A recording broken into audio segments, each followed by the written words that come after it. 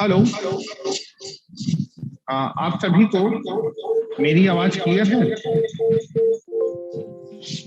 अगर आपको मेरी आवाज क्लियर हो तो आप थम्स अप दे दीजिए तो हम लोग अपनी क्लास को स्टार्ट कर सकें। तभी से बोल रहा हूं, अगर आपको मेरी आवाज क्लियर है तो आप सभी थम्स अप दे दें तो हम अपनी क्लास को स्टार्ट कर सकें।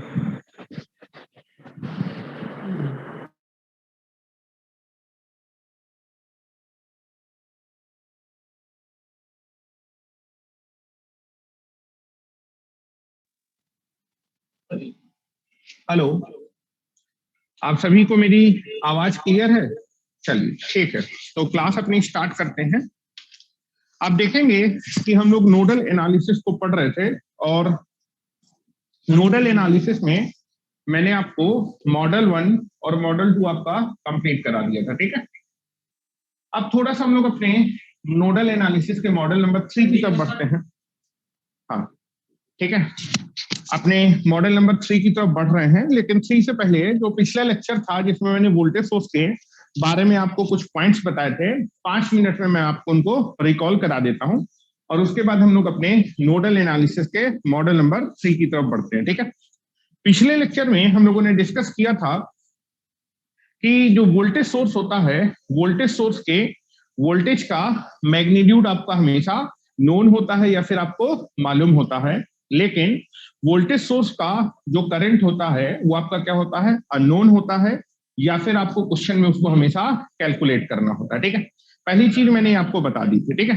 दूसरा चीज हम लोगों ने देखा था कि अगर वोल्टेज सोर्स के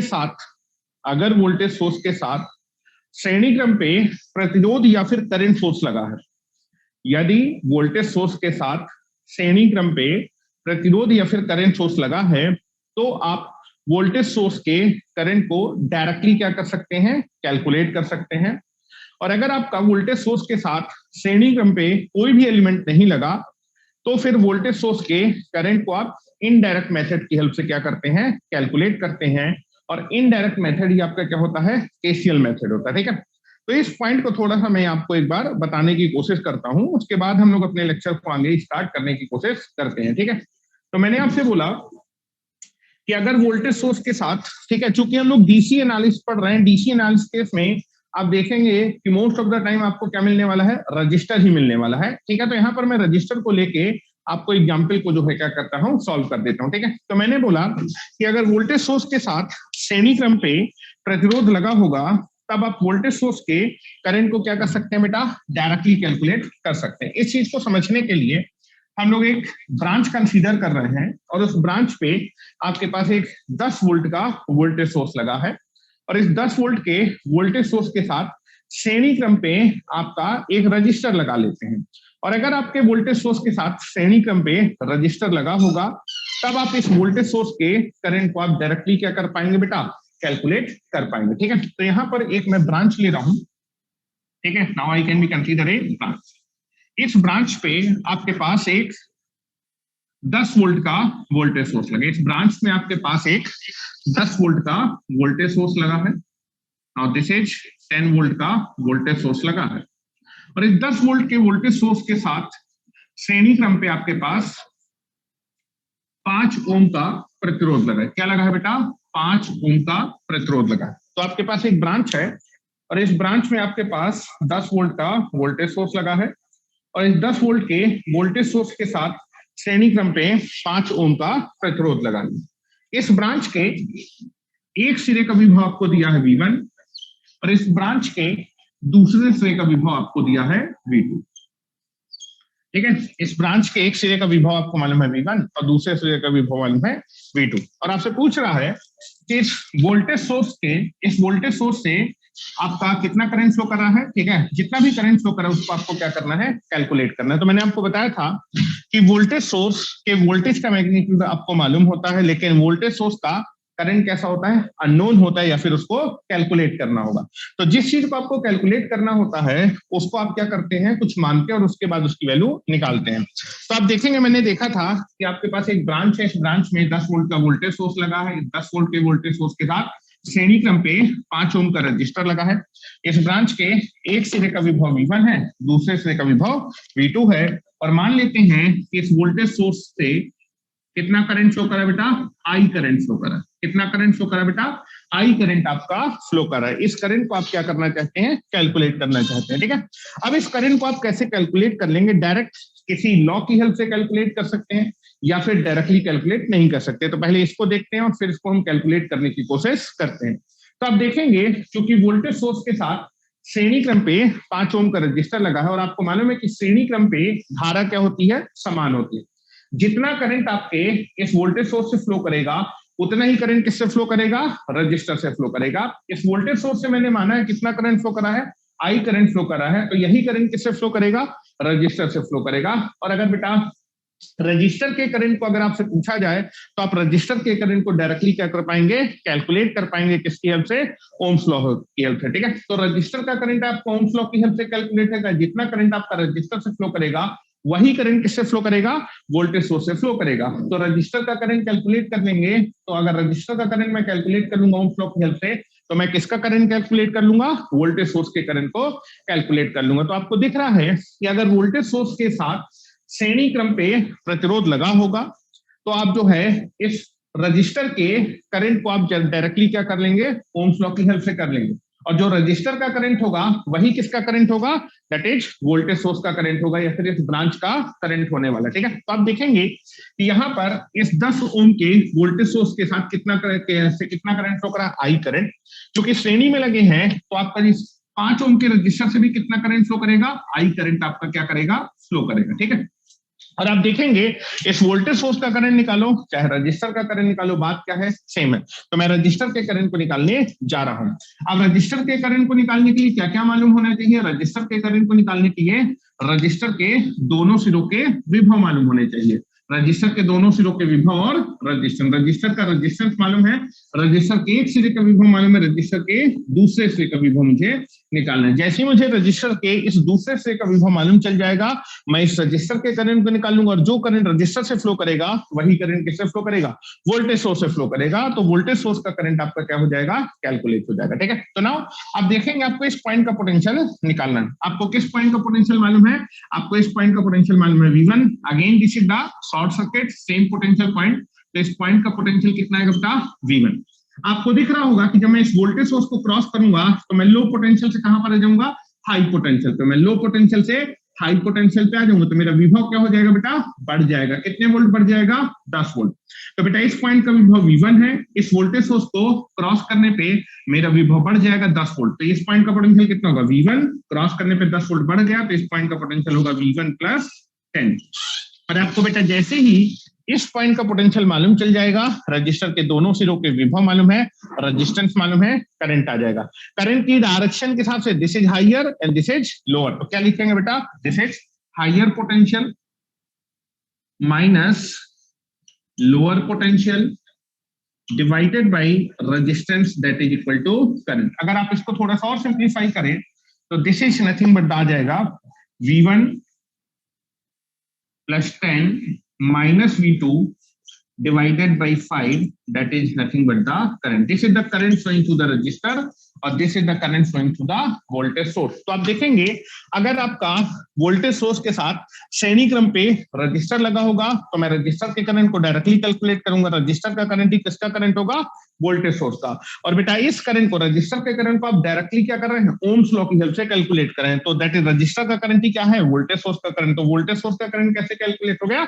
डायरेक्टली कैलकुलेट हो गया। तो मैं लिख देता हूं कि यदि आपके वोल्टेज सोर्स के साथ श्रेणी क्रम पे कोई भी एलिमेंट लगा होगा, कोई भी element in the sense that is nothing but the, या तो रजिस्टर लगा होगा डीसी के केस में, या तो आपका जो है दैट इज करंट सोर्स लगा होगा। अगर रजिस्टर के साथ श्रेणी क्रम पे एलिमेंट लगा है तो 100% आप अपने वोल्टेज सोर्स के करंट को डायरेक्टली कैलकुलेट कर लेंगे। तो लिख देता हूं यदि वोल्टेज सोर्स के साथ वोल्टेज सोर्स के साथ श्रेणी क्रम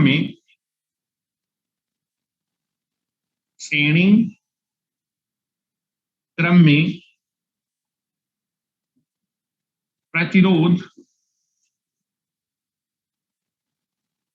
या करंट सोर्स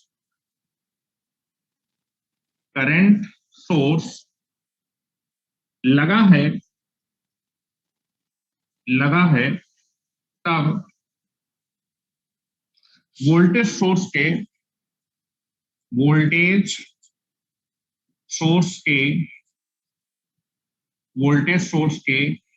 करंट को डायरेक्टली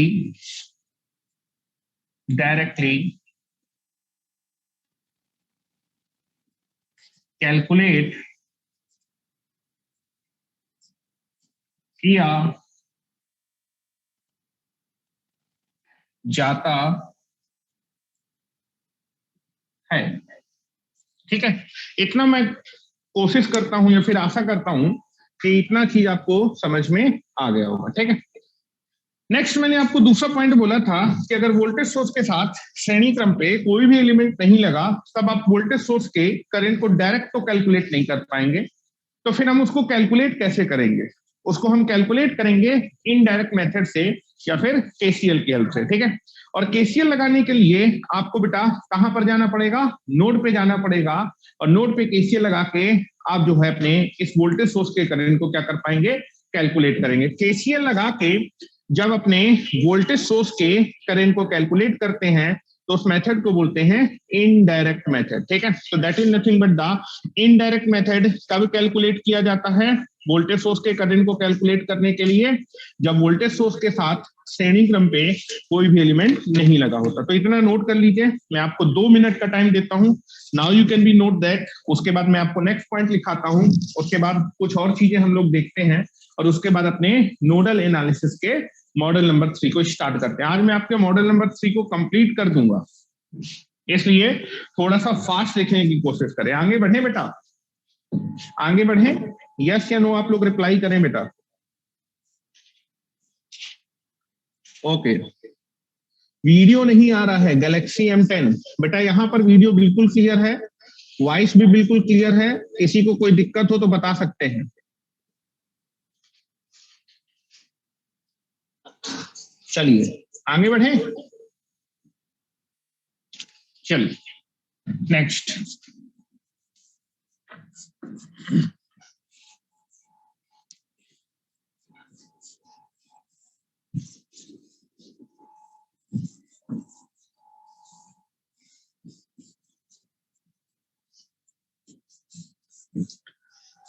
चल नेक्स्ट पॉइंट है कि यदि वोल्टेज सोर्स के साथ श्रेणी क्रम में कोई भी एलिमेंट नहीं लगा जी, दैट इज फॉर एग्जांपल आपके पास मान लीजिए एक ब्रांच है और इस ब्रांच में केवल और केवल आपके पास वोल्टेज सोर्स लगा है। ठीक है, मान लेते हैं आपके पास कितने वोल्ट का वोल्टेज सोर्स लगा बेटा?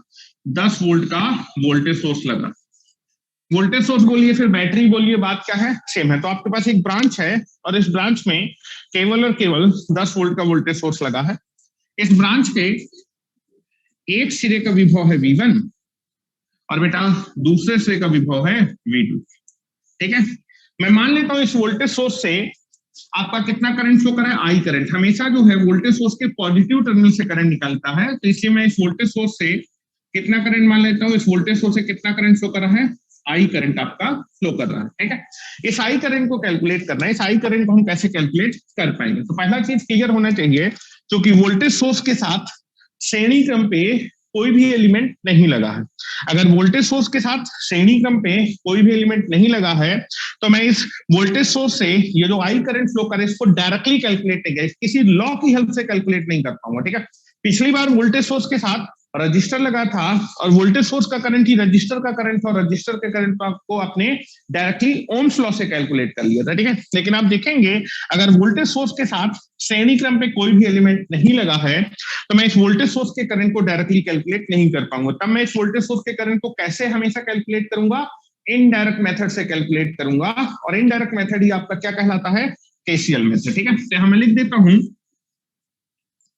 इस समय वोल्टेज सोर्स का ये करंट डायरेक्टली कैलकुलेट, अगर वोल्टेज सोर्स के साथ श्रेणी क्रम पे एलिमेंट नहीं लगा, तो वोल्टेज सोर्स का जो आई करंट है डायरेक्टली कैलकुलेट नहीं हो पाएगा। तो लिख देता हूं, the current of voltage source, this current of voltage source can not be calculated, can not be calculated, cannot be calculated directly। इस करंट को हम डायरेक्टली किसी रूल की हेल्प से कैलकुलेट नहीं कर पाएंगे। तो इस करंट को कैसे कैलकुलेट करेंगे, दिस करंट इज कैलकुलेटेड, अगर वोल्टेज सोर्स के साथ श्रेणी क्रम पे कुछ भी नहीं लगा, ये जो वोल्टेज सोर्स का करंट है इसको इनडायरेक्ट मेथड से कैलकुलेट करेंगे। This voltage source current, this voltage source current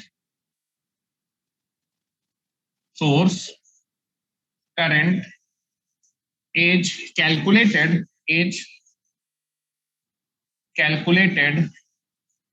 with the help of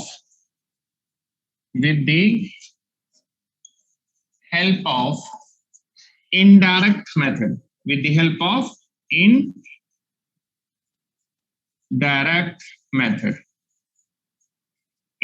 method को बोलते हैं, that is KCL method, that is known as, आगे लिख देता हूं, indirect method that is known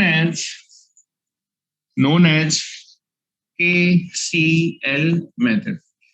अगर वोल्टेज सोर्स के साथ श्रेणी क्रम पे कोई भी एलिमेंट नहीं लगा, तब हम इस वोल्टेज सोर्स के करंट को केसीएल मेथड की हेल्प से क्या करते हैं बेटा, कैलकुलेट करते हैं, ठीक है। तो इतना लिख लीजिए, उसके बाद हम लोग कुछ और पॉइंट देखते हैं, और फिर उसके बाद अपने नोडल एनालिसिस के मॉडल नंबर 3 को स्टार्ट करते हैं, ठीक है। नाउ नोट डाउन, आपको मैं 1 मिनट का टाइम देता हूं।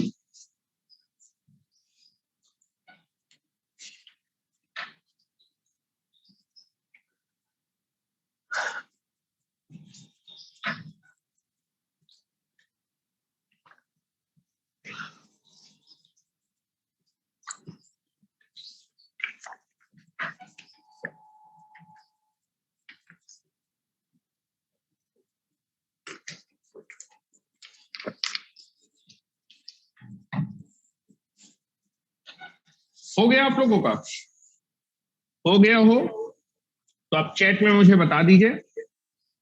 आपको चैट करनी है द इंजीनियर्स पोस्ट पे, और यस या नो बेटा आप लोग लिखते रहें, ठीक है। यस या नो नहीं लिखेंगे तो मुझे समझ में नहीं आएगा कि आप लोग क्या कर रहे हैं, और प्रॉपर तरीके से आप नोट्स बनाते चलें। चलिए 2 या 3 पॉइंट्स और हम लोग यहाँ पर देख लेते हैं। मैंने आपको एक और चीज बताई थी कि अगर मान लीजिए आपके पास एक ब्रांच में बिना किसी प्रतिरोध के एक वोल्टेज सोर्स लगा है, और उस ब्रांच के एक सिरे का विभव आपको मालूम है, तो दूसरे सिरे के विभव को आप डायरेक्टली क्या कर सकते हैं बेटा, कैलकुलेट कर सकते हैं, ठीक है।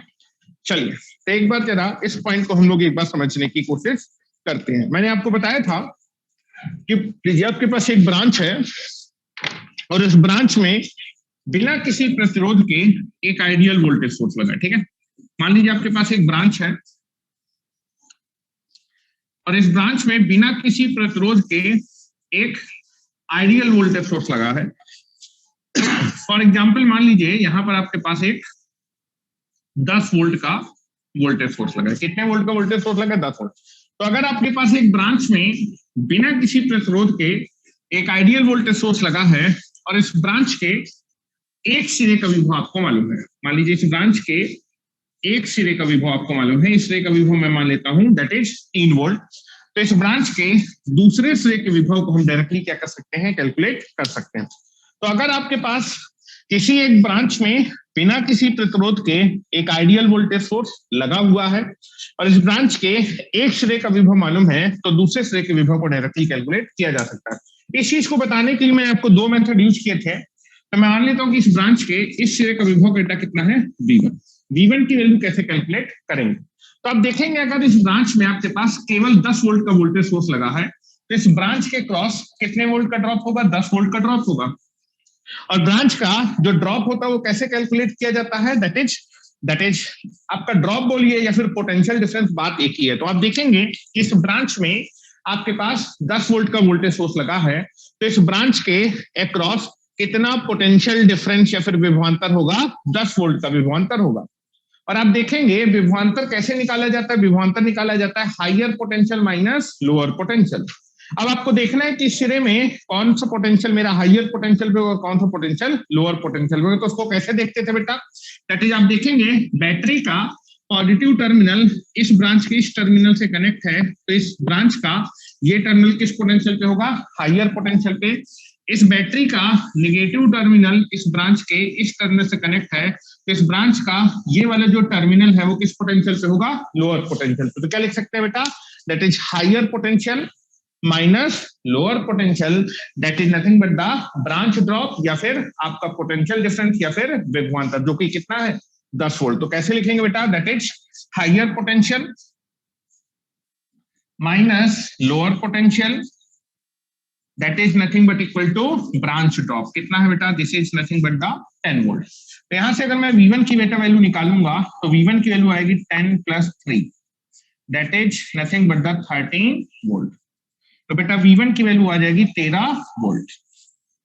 ठीक है, चलो अब हम लोग देखते हैं कि इसको इसी चीज को V1 की वैल्यू हम दूसरे किसी और मेथड से कैसे निकाल सकते हैं। ठीक है, चलिए इसको समझने की कोशिश करते हैं डायरेक्टली कैसे निकाल सकते हैं। आप देखेंगे इस पॉइंट का पोटेंशियल कितना है? 3 वोल्ट। इस पॉइंट का पोटेंशियल निकालना है V1। तो आप देखेंगे इस पॉइंट का potential 3 volt. Again short circuit will be there. अगर short circuit same potential point, तो इस पॉइंट का पोटेंशियल 3 वोल्ट है तो बेटा इस पॉइंट का पोटेंशियल भी कितना आएगा? 3 वोल्ट। अब आप देखेंगे इस पॉइंट तक पहुंचने के लिए आपको इस वोल्टेज सोर्स को क्या करना पड़ेगा? क्रॉस करना पड़ेगा। जब मैं इस वोल्टेज सोर्स को क्रॉस करूंगा तो मैं लो पोटेंशियल से कहां पर आ जाऊंगा? हाई पोटेंशियल पे। लो पोटेंशियल पे हाई पोटेंशियल पे आना मेरा विभव क्या हो जाएगा? बढ़ जाएगा। कितना वोल्ट बढ़ जाएगा? 10 वोल्ट। तो आपको दिख रहा होगा कि जब आप इस वोल्टेज सोर्स को क्रॉस करेंगे तो आपका विभव कितना बढ़ जाएगा? 10 वोल्ट। 3 था ना, क्रॉस करने के बाद आपका जो विभव है उसमें कितना बढ़ जाएगा? 10 वोल्ट बढ़ जाएगा। तो 3 + 10 that is nothing but the 13 volt. और आपको दिख रहा होगा that is this is the short circuit same potential point। तो V1 की वैल्यू कितनी हो जाएगी बेटा? 13 वोल्ट। तो इस तरीके से भी आप वोल्टेज को क्या कर सकते हैं? कैलकुलेट कर सकते हैं, या फिर इस मेथड से भी आप अपने वोल्टेज को कैलकुलेट कर सकते हैं। दोनों में से कोई भी मेथड लगाइए, आपका आंसर हमेशा क्या आएगा? सेम आने वाला है। ठीक है, तो मैं आशा करता हूं कि आपको क्वेश्चन यहाँ पर समझ में आ गया होगा। अब हम अपने ये सारी की सारी चीजें मैं आपको पिछले लेक्चर में आपको क्या कर चुका हूं? पढ़ा चुका हूं। वही सारी चीजें मैंने आपको थोड़ा सा रिकॉल करा दिया। अब हम लोग अपने नोडल एनालिसिस के मॉडल नंबर 3 की तरफ बढ़ रहे हैं। आप देखेंगे कि अभी तक नोडल एनालिसिस में जितने भी मैंने आपको क्वेश्चन कराए थे उनमें वोल्टेज सोर्स के साथ श्रेणी क्रम पे हमेशा क्या लगा था? प्रतिरोध लगा था। लेकिन आप देखेंगे कि एग्जामिनेशन में जब क्वेश्चन आएगा तो जरूरी नहीं है कि जब भी आपको कोई इलेक्ट्रिकल नेटवर्क आपको दिया होगा तो हमेशा वोल्टेज सोर्स के साथ श्रेणी क्रम पे क्या लगा हो? प्रतिरोध लगा हो।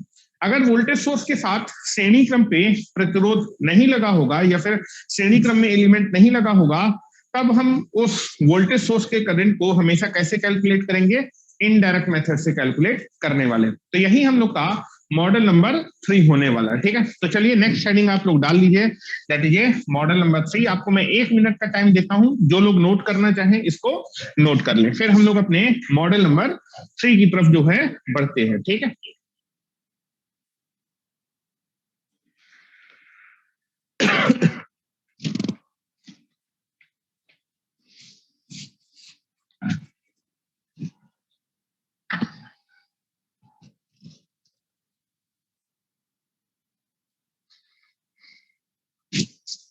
चलिए नाउ लिखिए बेटा मॉडल नंबर 3। मॉडल नंबर 3 में क्या होगा? मॉडल नंबर 3 में आपके पास एक प्रिंसिपल नोड में बिना किसी प्रतिरोध के एक वोल्टेज सोर्स प्रिंसिपल और रेफरेंस नोड के बीच में कनेक्ट होगा। अगर आपके पास किसी इलेक्ट्रिकल नेटवर्क में बिना किसी प्रतिरोध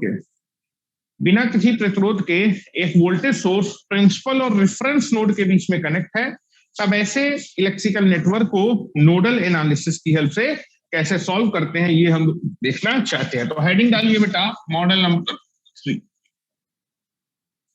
मॉडल नंबर 3, मॉडल नंबर 3 में होगा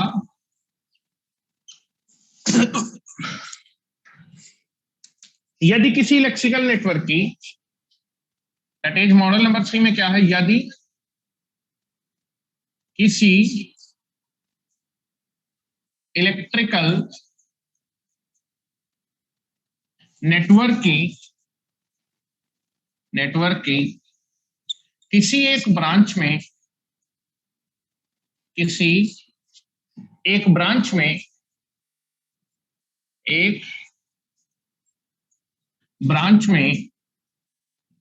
बिना किसी प्रतिरोध के, यदि किसी इलेक्ट्रिकल नेटवर्क की किसी एक ब्रांच में बिना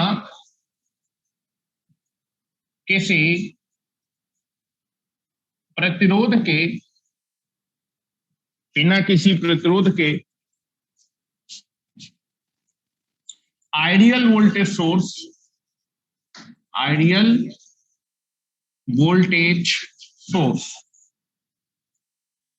प्रिंसिपल और रेफरेंस नोड के बीच में कनेक्ट हो। किसके बीच में बेटा? प्रिंसिपल और रेफरेंस नोड। यदि किसी इलेक्ट्रिकल नेटवर्क की किसी एक ब्रांच में बिना किसी प्रतिरोध के आइडियल वोल्टेज सोर्स प्रिंसिपल और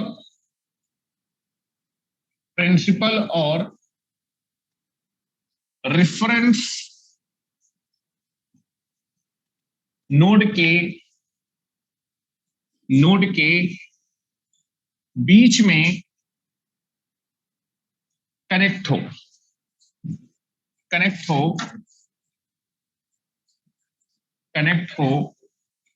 तब ऐसे इलेक्ट्रिकल नेटवर्क को नोडल एनालिसिस की सहायता से किस प्रकार से सॉल्व करते हैं? तब ऐसे इलेक्ट्रिकल नेटवर्क को नोडल एनालिसिस मेथड की हेल्प से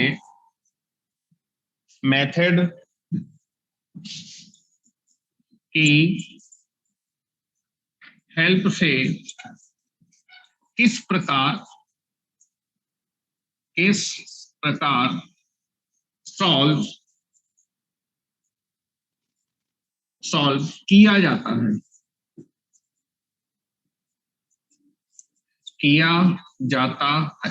ये हम लोग देखने वाले हैं। ठीक है, तो आपका मॉडल नंबर 3 में क्या होगा?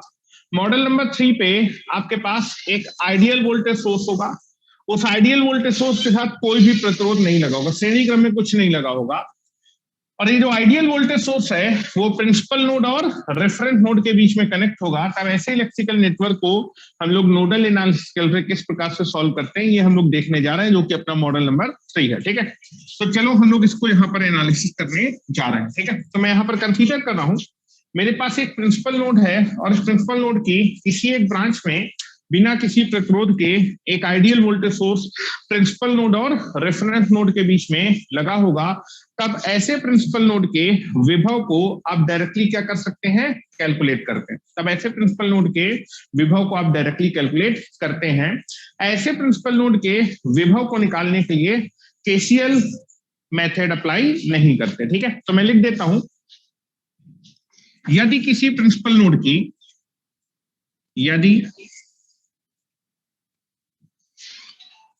किसी प्रिंसिपल नोड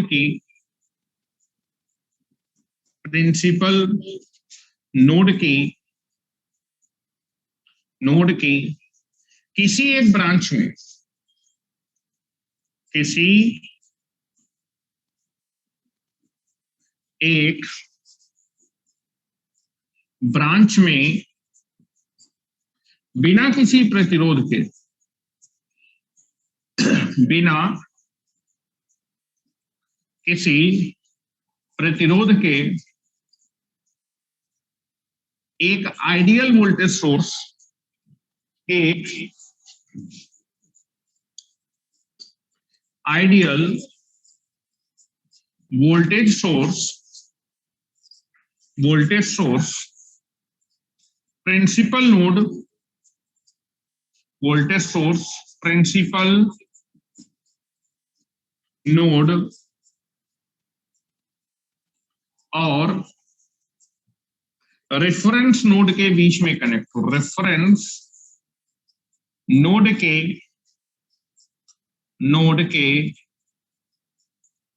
बीच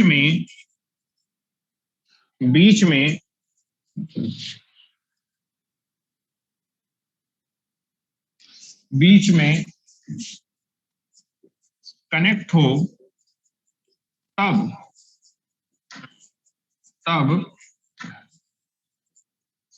ऐसे प्रिंसिपल नोड के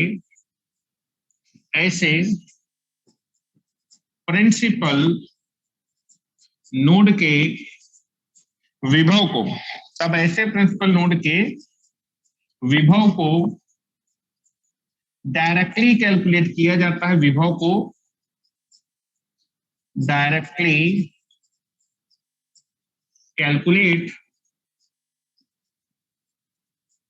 कैलकुलेट करते हैं, तब ऐसे प्रिंसिपल नोड के विभव को डायरेक्टली कैलकुलेट। ध्यान से देखिए मैंने क्या लिखा है। यदि किसी प्रिंसिपल नोड की किसी एक ब्रांच में बिना किसी प्रतिरोध के एक ideal voltage source principal node और रेफरेंस नोड के बीच में कनेक्ट होगा, तब ऐसे प्रिंसिपल नोड के विभव को डायरेक्टली कैलकुलेट करते हैं। ऐसे प्रिंसिपल नोड के विभव को निकालने के लिए केसीएल मेथड यूज नहीं किया जाता। आगे लिख देता हूं, ऐसे प्रिंसिपल नोड के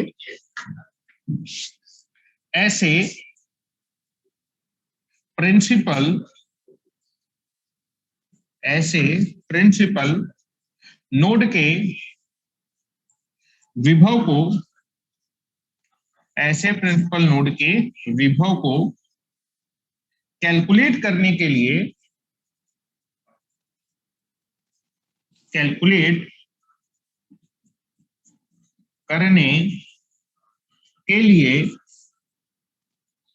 उस प्रिंसिपल नोड में केसीएल मेथड अप्लाई नहीं करते।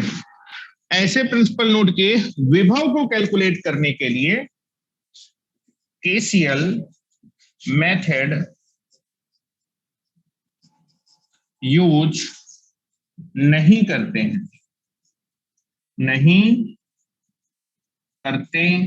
हैं, ठीक है। तब ऐसे प्रिंसिपल नोड के विभव को कैलकुलेट करने के लिए केसीएल मेथड यूज नहीं करते। तो आपके पास दो तरीके हैं किसी भी प्रिंसिपल नोड के विभव को निकालने के लिए, दो तरीके। पहला, आपके पास अगर आपके पास एक प्रिंसिपल नोड है और उस प्रिंसिपल नोड की किसी एक ब्रांच में बिना किसी प्रतिरोध के एक ideal voltage source principal node और रेफरेंस नोड के बीच में कनेक्ट है, तब ऐसे प्रिंसिपल नोड के विभव को निकालने के लिए, तब ऐसे प्रिंसिपल नोड के विभव को आप डायरेक्ट कैलकुलेट कर लेते हैं। लेकिन यदि किसी प्रिंसिपल नोड की किसी एक ब्रांच में बिना किसी प्रतिरोध के एक आइडियल वोल्टेज सोर्स प्रिंसिपल और रेफरेंस के बीच में कनेक्ट नहीं है, तब ऐसे प्रिंसिपल नोड के विभव को निकालने के लिए उस प्रिंसिपल नोड में क्या अप्लाई करते हैं, केसीएल मेथड अप्लाई करते हैं। ठीक है, मैंने बोला कि यदि किसी प्रिंसिपल नोड की किसी एक ब्रांच में बिना किसी प्रतिरोध के एक आइडियल वोल्टेज सोर्स प्रिंसिपल और रेफरेंस नोड के बीच में कनेक्ट होगा, तब ऐसे प्रिंसिपल नोड के विभव को आप डायरेक्टली कैलकुलेट कर सकते हैं। ऐसे प्रिंसिपल नोड के विभव को कैलकुलेट करने के लिए आप जो है केसीएल मेथड यूज नहीं करते। लेकिन आप देखेंगे जरूरी नहीं कि हमेशा बिना किसी प्रतिरोध के आइडियल वोल्टेज सोर्स प्रिंसिपल और रेफरेंस के बीच में कनेक्ट हो। हो सकता है कि आपके पास आइडियल वोल्टेज सोर्स के साथ श्रेणी क्रम पे कोई एलिमेंट लगा हो, ठीक है। तब आप क्या करेंगे, अगर आइडियल वोल्टेज सोर्स के साथ श्रेणी क्रम पे कोई भी एलिमेंट लगा है, तब उस प्रिंसिपल नोड के विभव को आप डायरेक्ट कैलकुलेट नहीं कर पाएंगे, और अगर डायरेक्ट कैलकुलेट नहीं कर पाएंगे तब उस प्रिंसिपल नोड के विभव को कैलकुलेट करने के लिए केसीएल मेथड यूज करते हैं। तो यहां से आप जो है हमेशा दो बातें ध्यान रखेंगे कि अगर आप जो है किसी प्रिंसिपल नोड की किसी एक ब्रांच में बिना किसी प्रतिरोध के आइडियल वोल्टेज सोर्स प्रिंसिपल और रेफरेंस के बीच में कनेक्ट है, तब ऐसे प्रिंसिपल नोड के विभव को डायरेक्ट कैलकुलेट किया जाता है। ऐसे प्रिंसिपल नोड के विभव को निकालने के लिए केसीएल मेथड यूज नहीं करते। दूसरा, कि यदि मैं किसी प्रिंसिपल नोड के विभव को डायरेक्ट कैलकुलेट नहीं कर पाऊंगा, तब ऐसे प्रिंसिपल नोड के विभव को निकालने के लिए आप हमेशा क्या यूज करेंगे, उस प्रिंसिपल नोड में केसीएल मेथड यूज करने वाले, ठीक है। तो दो ही तरीके हैं नोडल एनालिसिस में, आपके पास दो ही मेथड है प्रिंसिपल नोड के विभव को निकालने के लिए, ठीक है। डायरेक्ट कब निकाल सकते हैं, किसी भी प्रिंसिपल नोड के विभव को डायरेक्ट हम तब निकाल सकते हैं जब उस प्रिंसिपल नोड की किसी एक ब्रांच में बिना किसी प्रतिरोध के आइडियल वोल्टेज सोर्स प्रिंसिपल और रेफरेंस नोड के बीच में कनेक्ट हो, तब ऐसे प्रिंसिपल नोड के विभव को डायरेक्टली कैलकुलेट किया जाता है। ऐसे प्रिंसिपल नोड के विभव को निकालने के लिए उस प्रिंसिपल नोड में केसीएल इक्वेशन अप्लाई नहीं करते, लेकिन यदि किसी प्रिंसिपल नोड के विभव को हम डायरेक्ट कैलकुलेट नहीं कर पाएंगे, तब हमें उस प्रिंसिपल नोड के विभव को निकालने के लिए उस प्रिंसिपल नोड में केसीएल मेथड अप्लाई करना पड़ेगा, ठीक है। चलिए अब यहां पर एक और चीज बता रहा हूं, एक और नोट करके लिखेंगे। मैंने बोला कि यदि हमारे प्रिंसिपल नोड यदि किसी प्रिंसिपल नोड की किसी एक ब्रांच में बिना किसी प्रतिरोध के आइडियल वोल्टेज सोर्स प्रिंसिपल और रेफरेंस के बीच में कनेक्ट होगा, तब ऐसे प्रिंसिपल नोड के विभव को डायरेक्टली कैलकुलेट कर, विभव के बारे में बात करो, विभव को डायरेक्टली कैलकुलेट करते हैं। ऐसे प्रिंसिपल नोड के विभव को कैलकुलेट करने के लिए केसीएल मेथड नहीं लगाते, विभव को कैलकुलेट करने के लिए केसीएल नहीं लगाते। लेकिन आप ये बताओ, अगर मान लीजिए आपके पास एक प्रिंसिपल नोड है, उस प्रिंसिपल नोड में आपके पास बिना किसी प्रतिरोध के वोल्टेज सोर्स लगा, अगर वोल्टेज सोर्स के साथ श्रेणी क्रम पे कुछ भी नहीं लगा, तो वोल्टेज सोर्स के करंट को डायरेक्ट तो कैलकुलेट नहीं कर पाएंगे, तो कैसे कैलकुलेट करेंगे, इनडायरेक्ट मेथड से कैलकुलेट। इनडायरेक्ट का मतलब कि आपका जो है केसीएल मेथड की हेल्प से उस वोल्टेज सोर्स के करंट को कैलकुलेट करेंगे। तो यहां पर आप ध्यान रखेंगे, यदि वोल्टेज सोर्स के साथ श्रेणी क्रम पे एलिमेंट नहीं लगा है, तब उस वोल्टेज सोर्स के करंट को, यहां मैंने वर्ड लिखा है विभव को केसीएल से कैलकुलेट नहीं करते, लेकिन अगर वोल्टेज सोर्स के साथ श्रेणी क्रम पे आपके पास एलिमेंट नहीं लगा, प्रतिरोध नहीं लगा, तब आप ऐसे वोल्टेज सोर्स के करंट को इनडायरेक्ट मेथड से कैलकुलेट करते हैं, मतलब केसीएल की हेल्प से कैलकुलेट करते हैं। तो मैं लिख देता हूं, यदि वोल्टेज सोर्स के साथ, यदि वोल्टेज सोर्स के साथ श्रेणी क्रम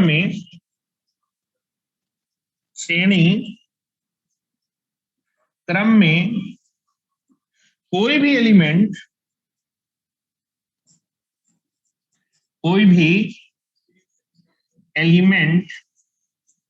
नहीं लगा, तब इस वोल्टेज सोर्स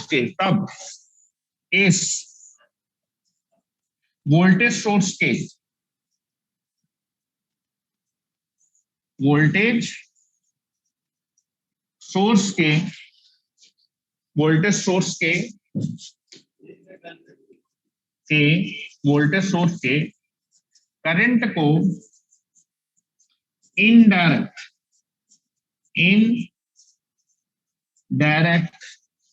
मेथड,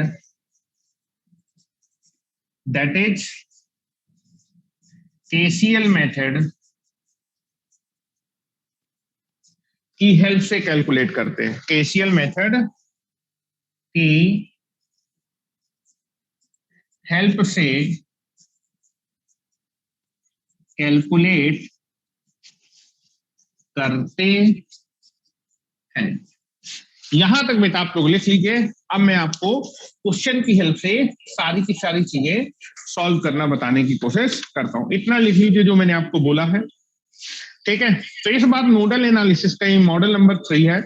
इस मॉडल में आपको दिया होगा एक प्रिंसिपल नोड की किसी एक ब्रांच में बिना किसी प्रतिरोध के एक आइडियल वोल्टेज सोर्स लगा है प्रिंसिपल और रेफरेंस नोड के बीच में। तब ऐसे प्रिंसिपल नोड के विभव को डायरेक्ट कैलकुलेट कर लेंगे। लेकिन यदि किसी प्रिंसिपल नोड के विभव को डायरेक्टली कैलकुलेट नहीं कर सकते, ठीक है, डायरेक्ट में कैलकुलेट नहीं कर पाएंगे, तब ऐसे प्रिंसिपल नोड के विभव को कैलकुलेट करने के लिए उस प्रिंसिपल नोड में हमेशा क्या यूज करते हैं, केसीएल मेथड अप्लाई करते हैं, ठीक है। दूसरा, अगर वोल्टेज सोर्स के साथ श्रेणी क्रम पे एलिमेंट नहीं लगा, तब इस वोल्टेज सोर्स के करंट को कैलकुलेट करने के लिए इनडायरेक्ट मेथड या फिर केसीएल मेथड यूज किया जाता है, ठीक है। तो आप लोगों ने लिख लिया होगा, तो मैं आगे बढ़ूं बेटा, रिप्लाई करिए, आगे बढ़ूं, यस या नो? चलिए आगे बढ़ते हैं, मैं आशा करता हूं कि आप लोगों ने लिख लिया होगा, ठीक है। चलिए आगे बढ़ते हैं। चलिए क्वेश्चन स्टार्ट करते हैं, और क्वेश्चन से आपको सारी की सारी चीजें मेरी समझ में आ जाएंगी।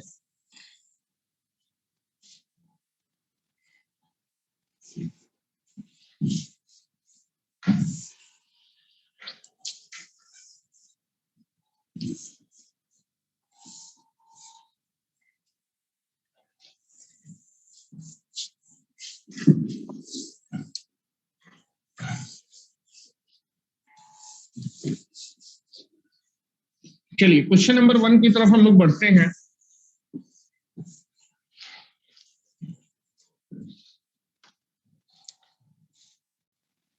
Question number 1,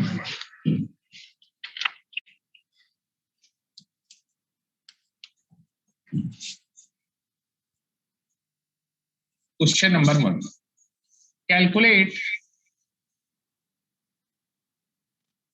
calculate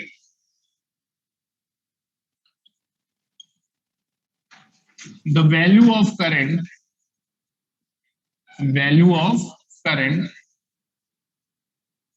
Ix in the given circuit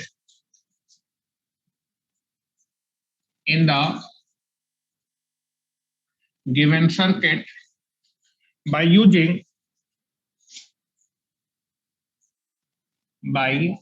using nodal analysis method. Nodal analysis method की हेल्प से आपको गिवन इलेक्ट्रिकल नेटवर्क में करंट Ix की वैल्यू क्या करनी है बेटा, कैलकुलेट करनी है, ठीक है। चलिए नाउ तो आपके पास ये इलेक्ट्रिकल नेटवर्क दिया है। इस इलेक्ट्रिकल नेटवर्क में पहली ब्रांच में आपके पास एक 10 वोल्ट का वोल्टेज सोर्स दिया हुआ है। आपके पास एक इलेक्ट्रिकल नेटवर्क है, इसमें पहली ब्रांच में एक 10 वोल्ट का वोल्टेज सोर्स लगा है। इस इलेक्ट्रिकल नेटवर्क की इस दूसरी ब्रांच में आपके पास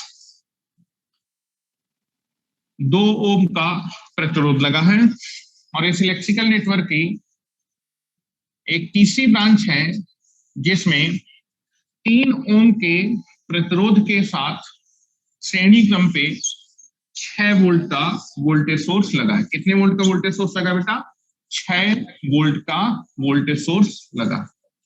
और आपसे इस इलेक्ट्रिकल नेटवर्क में इस 10 ओम के वोल्टेज सोर्स वाली ब्रांच में कितना करंट फ्लो कर रहा है बेटा, Ix करंट फ्लो कर रहा है। इसी करंट को आपको क्या करना है, कैलकुलेट करना है। लेकिन किस मेथड की हेल्प से कैलकुलेट करना है, नोडल एनालिसिस मेथड की हेल्प से कैलकुलेट करना चाह रहे हैं, ठीक है। ये क्वेश्चन है, तो मैंने आपको बताया था। अब जरा बोर्ड पे ध्यान दें, पहला क्वेश्चन है, बोर्ड पे ध्यान देंगे और बहुत अच्छे से ध्यान देंगे, क्योंकि सारी की सारी चीजें मैं आपको बताने जा रहा हूं। मैंने बोला कि नोडल एनालिसिस की हेल्प से आप किसी भी इलेक्ट्रिकल नेटवर्क की किसी भी ब्रांच में करंट या फिर वोल्टेज कैलकुलेट कर सकते हैं, बशर्ते उस इलेक्ट्रिकल नेटवर्क में जितने भी प्रिंसिपल नोड होंगे सबसे पहले सारे के सारे प्रिंसिपल नोड के विभव मालूम होने चाहिए। तो आप देखेंगे नोडल एनालिसिस से आप इस 10 वोल्टेज सोर्स की जो ब्रांच में आईएक्स करंट कैलकुलेट, आईएक्स करंट फ्लो करा, इस करंट को तो आप बड़ी आराम से कैलकुलेट कर लेंगे, ठीक है। लेकिन सबसे पहले इस करंट को कैलकुलेट करने से पहले अगर आपको इस इलेक्ट्रिकल नेटवर्क में सारे प्रिंसिपल नोड के विभव मालूम चल जाए तब आप इस करंट को बड़ी आसानी से कैलकुलेट कर लेंगे। मैंने बोला कि नोडल एनालिसिस से मैं इस आईएक्स करंट को मैं बाद में कैलकुलेट करूंगा, सबसे पहले इस इलेक्ट्रिकल नेटवर्क में जितने भी प्रिंसिपल नोड हैं सारे के सारे प्रिंसिपल नोड के विभव कैलकुलेट करूंगा। तो सबसे पहले आपको दिख रहा होगा इस इलेक्ट्रिकल नेटवर्क में कितने प्रिंसिपल नोड है बेटा, 2 प्रिंसिपल नोड है। कितने प्रिंसिपल नोड है, 2, 1 और 2। अगर मुझे इन दोनों प्रिंसिपल नोड के विभव मालूम चल गए उसके बाद मैं इस आईएक्स करंट को बड़ी आसानी से कैलकुलेट कर लूंगा। तो आप देखेंगे आईएक्स करंट को तो आप बाद में कैलकुलेट, सबसे पहले इस इलेक्ट्रिकल नेटवर्क में 2 प्रिंसिपल नोड है, इन दोनों प्रिंसिपल नोड के विभव आपको मालूम हो रहा है। 2 प्रिंसिपल नोड है। अब इन 2 प्रिंसिपल नोड में से एक प्रिंसिपल नोड को आप क्या मानते हैं, रेफरेंस या फिर ग्राउंड। तो चलिए मैंने नीचे वाले प्रिंसिपल नोड को क्या किया, रेफरेंस और ग्राउंड नोड कंसीडर किया, रेफरेंस या फिर ग्राउंड नोड कंसीडर किया। जैसे मैं नीचे वाले प्रिंसिपल नोड को रेफरेंस या फिर ग्राउंड नोड मानूंगा वैसे मुझे इस नीचे वाले प्रिंसिपल नोड का विभव मालूम चल जाएगा, कितना, 0 वोल्ट। अब मेरे पास एक प्रिंसिपल नोड के विभव कैसा है, अननोन, और इस प्रिंसिपल नोड के विभव को मैंने कितना मान लिया, V1। मुझे अब इस प्रिंसिपल नोड के वोल्टेज, एक प्रिंसिपल नोड है जिसका विभव अननोन है और उस प्रिंसिपल नोड के विभव को मैंने क्या मान लिया, V1 की वैल्यू निकालनी। जैसे V1 की वैल्यू मालूम चल जाएगी आपको इस इलेक्ट्रिकल नेटवर्क में सारे के सारे प्रिंसिपल नोड के विभव मालूम चल जाएंगे। उसके बाद आप इस इलेक्ट्रिकल नेटवर्क में इस आईएक्स करंट को बड़ी आसानी से कैलकुलेट कर लेंगे। तो आप देखेंगे V1 क्या है इस प्रिंसिपल नोड का विभव। आप देखेंगे यदि किसी प्रिंसिपल नोड की, यदि किसी प्रिंसिपल नोड की किसी एक ब्रांच में बिना किसी प्रतिरोध के आइडियल वोल्टेज सोर्स प्रिंसिपल और रेफरेंस नोड के बीच में कनेक्ट है तब ऐसे प्रिंसिपल नोड के विभव को आप डायरेक्टली कैलकुलेट कर सकते हैं। एक ही केस है जिसमें डायरेक्ट कैलकुलेट कर सकते हैं, यदि किसी प्रिंसिपल नोड की किसी एक ब्रांच में बिना किसी प्रतिरोध के आइडियल वोल्टेज सोर्स प्रिंसिपल और रेफरेंस के बीच में कनेक्ट होगा तब ऐसे प्रिंसिपल नोड के विभव को हम क्या कर लेते हैं, डायरेक्टली कैलकुलेट कर लेते हैं। तो बेटा V1 की वैल्यू मैं डायरेक्ट कैलकुलेट कर लूंगा, ठीक है। V1 की वैल्यू डायरेक्टली कैलकुलेट हो जाएगी और V1 की वैल्यू जैसे ही कैलकुलेट हो जाएगी आपको इस इलेक्ट्रिकल नेटवर्क में सारे के सारे प्रिंसिपल नोड के विभव मालूम चल जाएंगे। उसके बाद मैं इस IX की वैल्यू क्या कर लूंगा, कैलकुलेट कर लूंगा। चलिए तो V1 की वैल्यू निकाल दो। सर्किट में किसी भी पॉइंट का पोटेंशियल कहां से मेजर करते हैं, रेफरेंस या फिर ग्राउंड से। रेफरेंस का पोटेंशियल आपको मालूम होता है कितने वोल्ट है, 0 volt. Again this is the short circuit ना बेटा, this is the short circuit. Short circuit मतलब सेम पोटेंशियल पॉइंट, तो इस पॉइंट का पोटेंशियल भी कितना आएगा बेटा, 0 volt. Again short circuit, same potential point, तो इस पॉइंट का पोटेंशियल कितना आएगा, 0 वोल्ट। जब आप इस वोल्टेज सोर्स को क्रॉस करेंगे तो आप लो पोटेंशियल से कहां पर पहुंच जाएंगे, हाई पोटेंशियल पे। लो से हाई पे आपका विभव क्या हो जाएगा, बढ़ जाएगा। कितने वोल्ट, 10 वोल्ट। तो 0 था ना, क्रॉस करने पे कितना बढ़ जाएगा, 10 वोल्ट। तो 0 था, क्रॉस करने पे 10 वोल्ट बढ़ गया, तो इस पॉइंट का पोटेंशियल कितना हो जाएगा बेटा, 10 volt. Again short circuit, same potential point, तो इस पॉइंट का पोटेंशियल कितना होगा, 10 volt. Again short circuit, same potential point, तो V1 की बेटा वैल्यू कितनी आ गई, 10 वोल्ट। और आप देखेंगे V1 की वैल्यू मालूम चल गई और जैसे ही V1 की वैल्यू मालूम चल जाएगी आपको इस इलेक्ट्रिकल नेटवर्क में सारे के सारे प्रिंसिपल नोड के विभव क्या हो गए, मालूम चल गए। अब आप इस वोल्टेज सोर्स से 10 वोल्ट के वोल्टेज सोर्स से जो IX करंट फ्लो कर रहा था इस करंट की वैल्यू क्या कर सकते हैं, कैलकुलेट कर सकते हैं। तो मैंने बताया था यदि वोल्टेज सोर्स के साथ श्रेणी क्रम पे कोई भी एलिमेंट नहीं लगा, ध्यान से सुनिएगा, यदि वोल्टेज सोर्स के साथ श्रेणी क्रम पे कोई भी एलिमेंट नहीं लगा तब आप इस वोल्टेज सोर्स के करंट को कैसे कैलकुलेट करते हैं, इनडायरेक्ट या फिर KCL। तो बेटा आप देखेंगे इस वोल्टेज सोर्स से कितना करंट फ्लो कर रहा है, IX। क्योंकि इस वोल्टेज सोर्स के साथ श्रेणी क्रम पे कोई भी एलिमेंट नहीं लगा तो इस वोल्टेज सोर्स से जो IX करंट फ्लो कर रहा है इस करंट को आप कैसे कैलकुलेट करेंगे, KCL मेथड की हेल्प से कैलकुलेट करेंगे। KCL के लिए इस करंट को कैलकुलेट करने के लिए क्या यूज करना पड़ेगा, KCL। KCL के लिए केसीएल कहां पे लगता है? नोड पे। तो आप देखेंगे आपको इस ब्रांच का करंट चाहिए और इस ब्रांच के करंट को आप डायरेक्टली कैलकुलेट नहीं कर पाएंगे। कैसे कैलकुलेट करेंगे? इनडायरेक्ट, क्योंकि इस ब्रांच का करंट किसका करंट है? वोल्टेज सोर्स का। वोल्टेज सोर्स के साथ श्रेणी क्रम पे कोई भी एलिमेंट नहीं लगा, तो ये जो आईएक्स करंट है वो इनडायरेक्ट या फिर केसीएल से कैलकुलेट। केसीएल के लिए आपको नोड की रिक्वायरमेंट होगी। तो आप देखेंगे इस ब्रांच का एक सीधा यहां से कनेक्ट है, दूसरा सीधा यहां से कनेक्ट है। तो चाहे इस नोड में केसीएल लगाओ, चाहे इस नोड में, बात क्या है? सेम है। कहीं से भी आंसर लगाओ, बात क्या रहेगी? सेम रहेगी। तो आप देखेंगे आपका जो है इस वोल्टेज सोर्स के साथ श्रेणी क्रम पे कोई भी एलिमेंट नहीं लगा है, इसलिए इस वोल्टेज सोर्स से जो आईएक्स करंट फ्लो करे, इसको कैलकुलेट करने के लिए आप क्या करेंगे? That is KCL method use करेंगे। कैसे केसीएल करेंगे? Now you can be see that. आप देखेंगे इस वोल्टेज सोर्स से कितना करंट फ्लो कर रहा है? इस वोल्टेज सोर्स से आईएक्स करंट फ्लो कर रहा है। इस वोल्टेज सोर्स से कितना करंट फ्लो कर रहा है? आईएक्स। ये जो आईएक्स करंट है फ्लो करता करता इस नोड तक आएगा और इस नोड में आने के बाद इन दोनों ब्रांच में डिवाइड होता है। मान लेता हूं इस 2 ओम के रजिस्टर वाली ब्रांच में कितना करंट जा रहा है? I1। और बेटा इस 3 ओम के रजिस्टर वाली ब्रांच में कितना करंट चला जाएगा? That is I2। तो आप देखेंगे, जब ध्यान से देखिए, आपको इस वोल्टेज सोर्स से ये जो आईएक्स करंट था इसको कैलकुलेट करना था। क्योंकि वोल्टेज सोर्स के साथ श्रेणी क्रम पे कोई भी एलिमेंट नहीं लगा, तो मैं इस आईएक्स को कैसे निकालूंगा? केसीएल से। तो आप देखेंगे इस वोल्टेज सोर्स से आईएक्स करंट फ्लो करेगा और आईएक्स करंट फ्लो करते करते इस नोड पे आएगा और इस नोड पे आने के बाद इन दोनों ब्रांच में डिवाइड होगा। मैं मान लेता हूं कि इस 2 ओम के रजिस्टर वाली ब्रांच में कितना करंट फ्लो कर रहा है? I1। और बेटा इस 3 ओम के रजिस्टर वाली ब्रांच में कितना करंट फ्लो कर रहा है? I2। अब आप देखेंगे अगर मैं इस नोड में केसीएल लगाऊंगा तो किसी भी नोड पे आने वाली धाराओं का योग किसके बराबर होता है? जाने वाली धाराओं के योग के बराबर होता है। तो दैट इज आईएक्स। आने वाली धाराओं का योग, आईएक्स की वैल्यू कितनी हो जाएगी? I1 plus I2। अगर आपको आईएक्स की वैल्यू निकालनी है तो आपको I1 और I2 की वैल्यू मालूम होनी चाहिए। I1 है क्या बेटा? I1 क्या? इस ब्रांच का करंट। इस ब्रांच का करंट किसका है? करंट है रजिस्टर का करंट। और रजिस्टर के करंट को आप डायरेक्टली क्या कर लेंगे? ओम्स लॉ की हेल्प से कैलकुलेट करेंगे। I2 क्या है बेटा? I2 क्या? इस ब्रांच का करंट। और इस ब्रांच का करंट ही क्या है? रजिस्टर का करंट या फिर वोल्टेज सोर्स का करंट।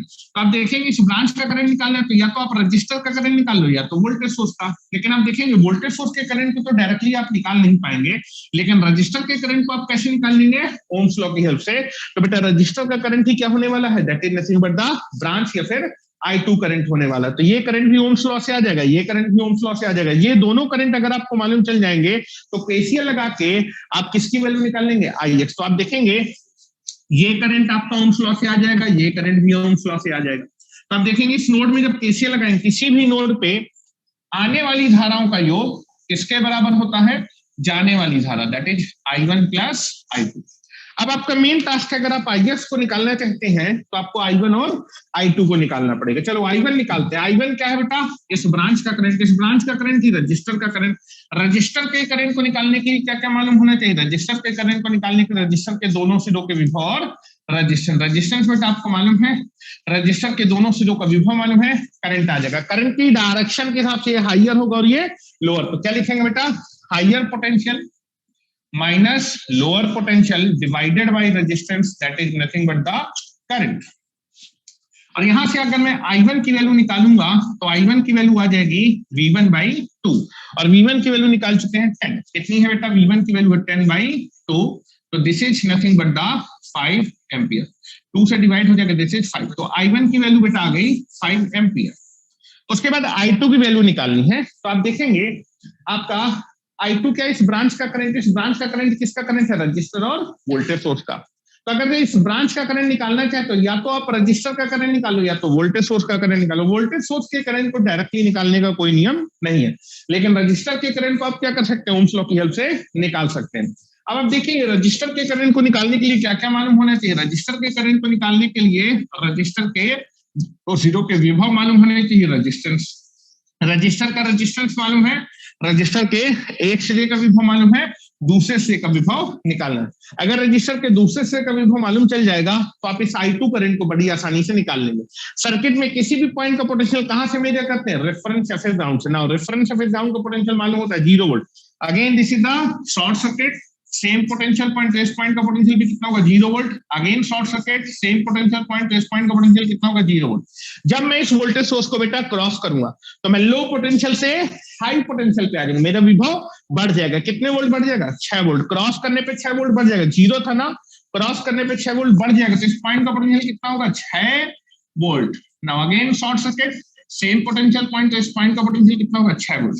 तो आप देखेंगे रजिस्टर के दोनों सिरों के आपको विभव मालूम है, रजिस्टर के दोनों सिरों के विभव मालूम है, रेजिस्टेंस मालूम है, करंट आ जाएगा। करंट की डायरेक्शन के हिसाब से ये हाइयर होगा, ये लोअर होगा। क्या लिखेंगे बेटा?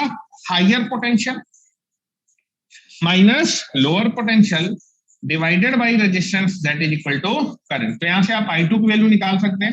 V1 की बेटा वैल्यू कितनी है? 10 minus 6 divided by 3, this is 4/3। Now this is nothing but the इतना एम्पियर। तो I2 की वैल्यू होगी 4/3 एम्पियर। I1 और I2 की वैल्यू आते ही आप यहां पर वैल्यू रख देंगे तो आपका Ix आ जाएगा। तो now what is the value of Ix? Ix is nothing but the I1 plus I2। I1 की वैल्यू है बेटा 5, I2 की वैल्यू है 4/3। एलसीएम ले लेंगे तो आ जाएगा 15 प्लस 4/3। तो दैट इज Ix की वैल्यू हो गई बेटा 19/3 ampere. This is the current flowing through the 10 volt voltage source in the circuit. अगर किसी को कोई दिक्कत हो तो अभी वो मुझसे पूछ सकता है, नहीं तो आपके पास 2 मिनट का टाइम है, आप अपने क्वेश्चन को नोट कर ले। किसी को कोई दिक्कत हो, they can be asked me, I can be repeat process. और मैं आशा करता हूं कि आपको क्वेश्चन बिल्कुल समझ में आ गया होगा, क्योंकि इतना हार्ड एंड फास्ट कोई क्वेश्चन था नहीं। आपको चीजें आसानी से समझ में आनी चाहिए।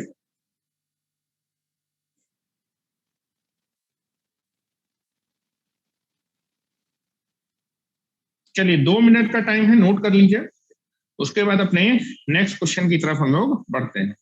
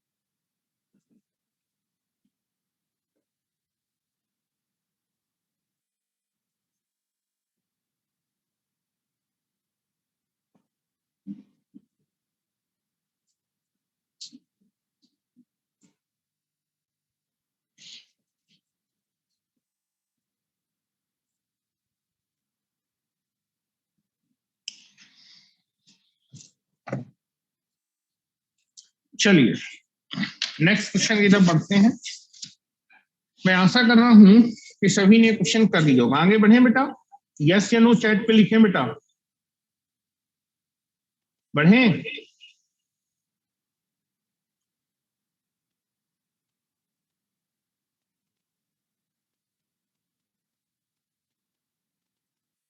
चलिए आगे बढ़ते हैं नेक्स्ट क्वेश्चन की तरफ।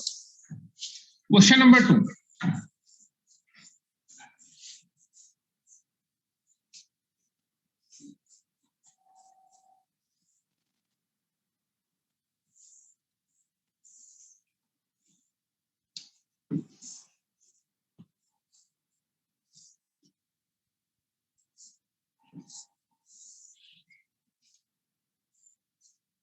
चलिए क्वेश्चन नंबर 2 है, find the value of current Ix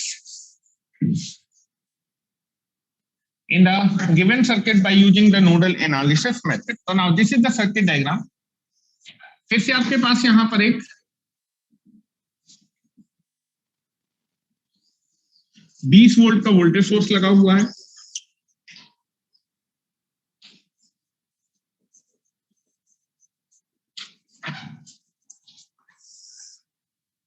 यहां पर आपके पास एक ब्रांच है जिसमें 5 ओम के प्रतिरोध के साथ श्रेणी क्रम में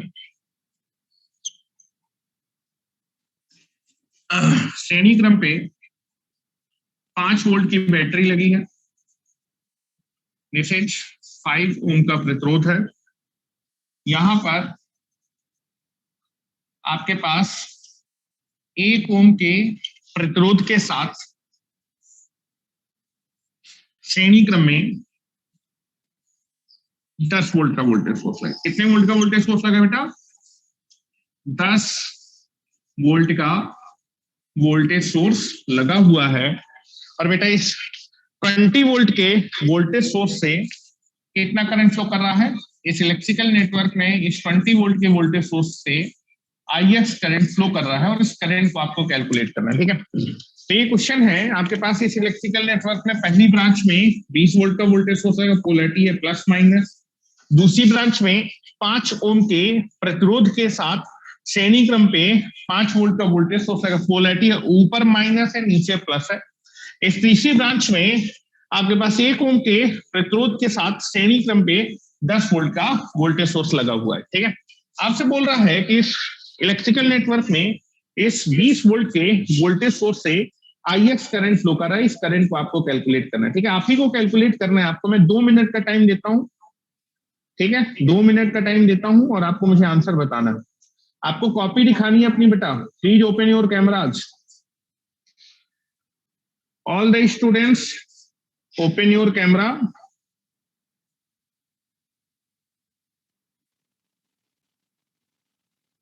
हाँ, कैमरा ओपन करें बेटा, मुझे अपने आंसर दिखाएं। गलत किया सही किया दैट इज नॉट मैटर। ठीक है, मैटर ये कि आप क्वेश्चन को ट्राई करें, दैट इज इंपॉर्टेंट थिंग। हाँ बेटा आदर्श, कितना आ रहा है? कुछ किया क्या बेटा आपने? दिखाएंगे अपनी कॉपी?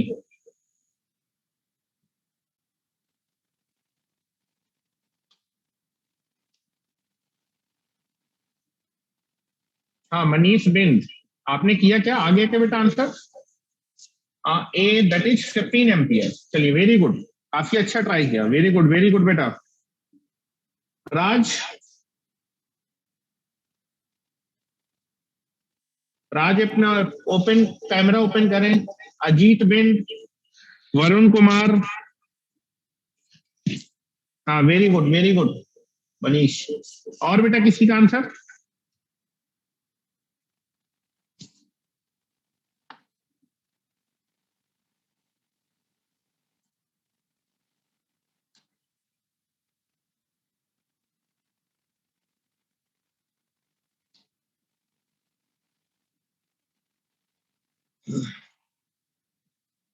दिखाएं बेटा जिन्होंने कर लिया हो, अपनी कॉपी दिखाएं।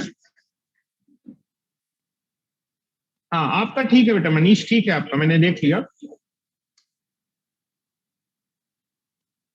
पंकज, कितना आ रहा है बेटा आंसर?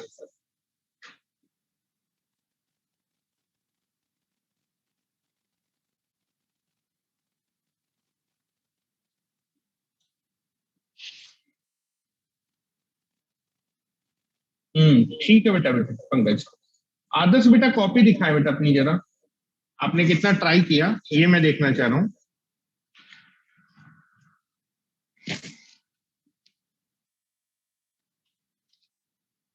ओके ओके, चलिए ट्राई किया आपने भी।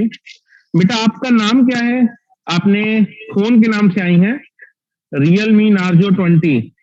आपने ट्राई किया बेटा? आप अपनी कॉपी दिखाएं बेटा, कॉपी कॉपी कॉपी की तरफ कैमरा कर दें। Okay very good. चलिए चलिए, तो मोस्ट ऑफ द लोगों ने कर लिया है। ठीक है, चलिए मैं आपका जो है क्वेश्चन को कर देता हूं। चलिए बोर्ड पे देखिए अब जो है आप देखेंगे नोडल एनालिसिस से आप किसी भी इलेक्ट्रिकल नेटवर्क की किसी भी ब्रांच में करंट और वोल्टेज निकाल सकते हैं, बशर्ते उस इलेक्ट्रिकल नेटवर्क में जितना भी प्रिंसिपल नोड है सारे के सारे प्रिंसिपल नोड के विभव मालूम होने चाहिए। तो आप देखेंगे आप इस ब्रांच के करंट को या फिर IX करंट को बाद में कैलकुलेट, सबसे पहले इस इलेक्ट्रिकल नेटवर्क में जितने भी प्रिंसिपल नोड होंगे उन सारे प्रिंसिपल नोड के विभव को कैलकुलेट करेंगे। तो आप देखेंगे आपको दिख रहा होगा कि इस इलेक्ट्रिकल नेटवर्क में कितना प्रिंसिपल नोड है बेटा? 2 principal node. This is first and this is second. Circuit में जितना भी प्रिंसिपल नोड है सबसे पहले उसका विभव निकालेंगे। तो 2 प्रिंसिपल नोड है, इन दोनों प्रिंसिपल नोड में से एक प्रिंसिपल नोड को आपको क्या कंसीडर करना पड़ेगा? रेफरेंस या फिर ग्राउंड। तो चलिए फॉर सेक ऑफ सिंप्लिसिटी आप इस नीचे वाले प्रिंसिपल नोड को रेफरेंस या फिर ग्राउंड नोड कंसीडर कर, रेफरेंस या फिर ग्राउंड नोड कंसीडर कर लेते हैं। जैसे मैंने इस नीचे वाले प्रिंसिपल नोड को रेफरेंस या फिर ग्राउंड नोड कंसीडर करूंगा, मेरे पास एक प्रिंसिपल नोड है जिसका विभव क्या है, अननोन, तो इस प्रिंसिपल नोड के विभव को आप कितना मान लेते हैं, V1। जैसे मुझे इस प्रिंसिपल नोड का विभव मालूम चल जाएगा, मुझे इस सर्किट में सारे प्रिंसिपल नोड के विभव मालूम चल जाएंगे, उसके बाद मैं इस IX करंट को बड़ी आसानी से कैलकुलेट कर लूंगा। अब आप देखेंगे किसी भी प्रिंसिपल नोड के विभव को निकालने के लिए दो तरीके, या तो डायरेक्ट या फिर KCL। आप इस प्रिंसिपल नोड के विभव को डायरेक्ट निकाल सकते हैं कि KCL। तो आप देखेंगे इस प्रिंसिपल नोड, किसी भी प्रिंसिपल नोड की किसी एक ब्रांच में बिना किसी प्रतिरोध के अगर आइडियल वोल्टेज सोर्स प्रिंसिपल और रेफरेंस के बीच में कनेक्ट हो, तब ऐसे प्रिंसिपल नोड के विभव को डायरेक्टली निकालते हैं। तो इस प्रिंसिपल नोड के विभव को आप डायरेक्ट ही निकालेंगे, ठीक है। तो आप देखेंगे सर्किट में किसी भी पॉइंट का पोटेंशियल कहां से मेजर करता है, रेफरेंस या फिर ग्राउंड। तो आप देखेंगे रेफरेंस या फिर ग्राउंड का पोटेंशियल होता है 0 volt. Again short circuit same potential point, तो this is 0 volt and this is again 0 volt. Again short circuit same potential point, तो इस पॉइंट का पोटेंशियल भी कितना आएगा, 0 volt.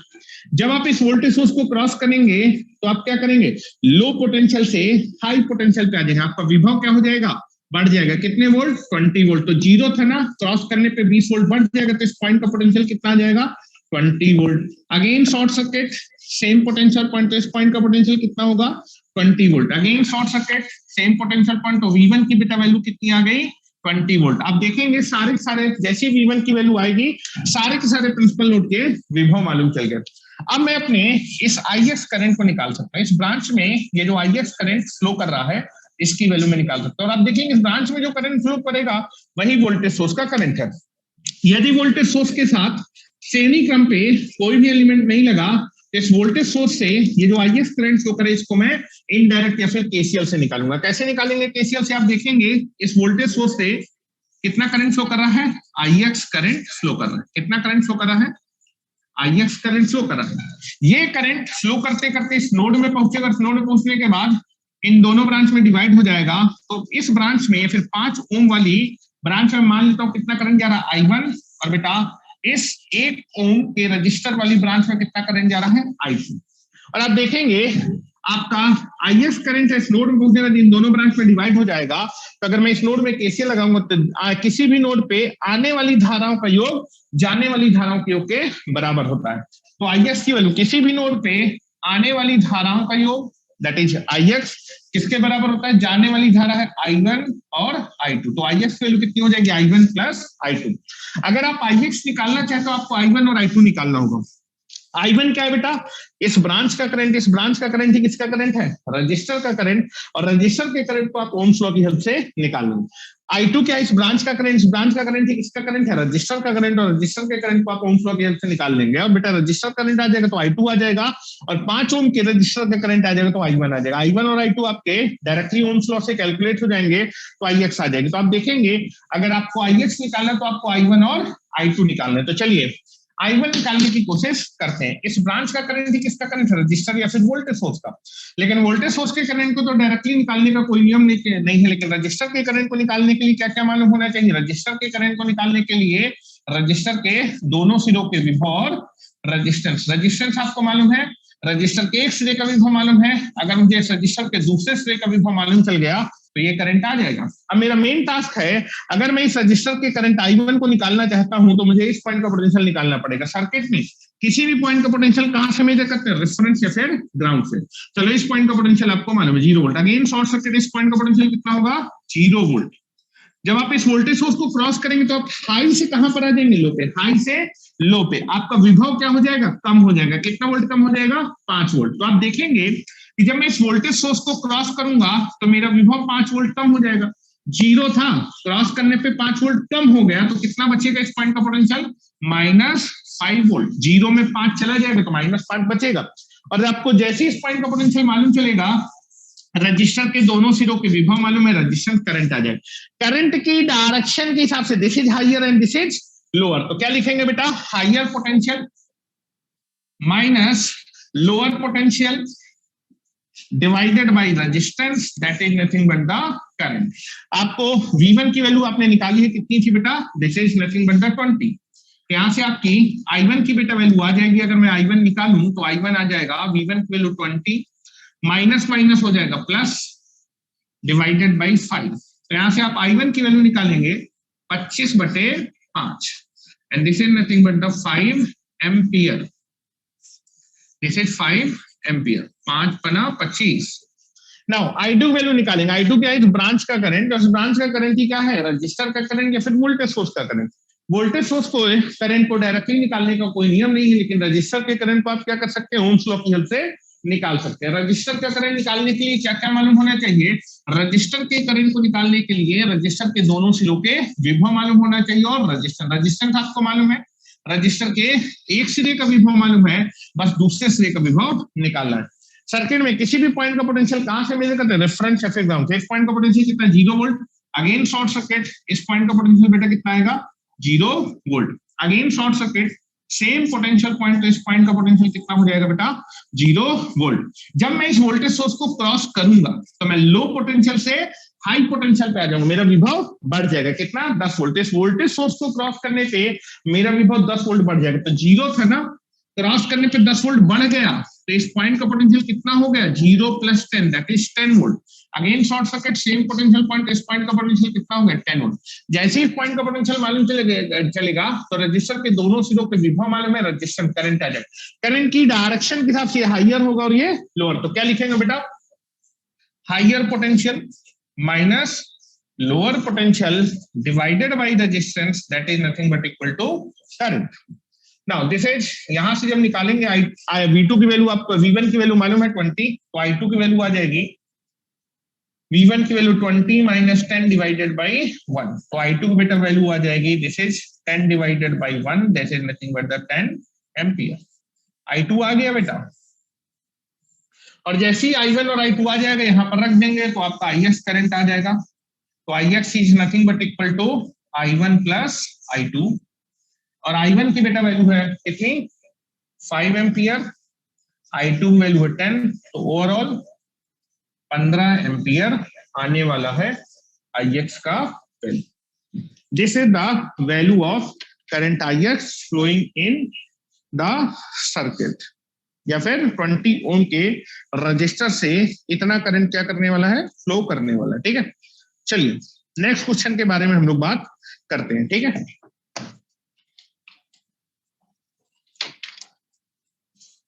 Now question number 3। Question number 3,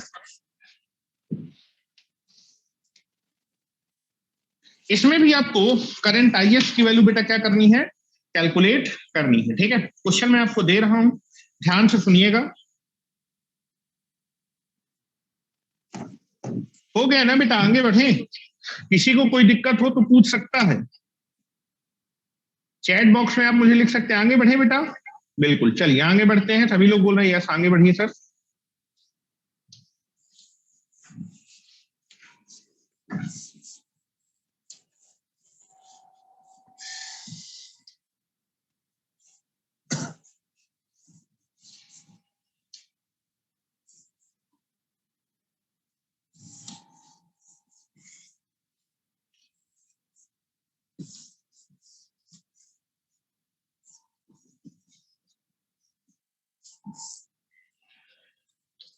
चलिए नेक्स्ट क्वेश्चन की तरफ हम लोग बढ़ रहे हैं।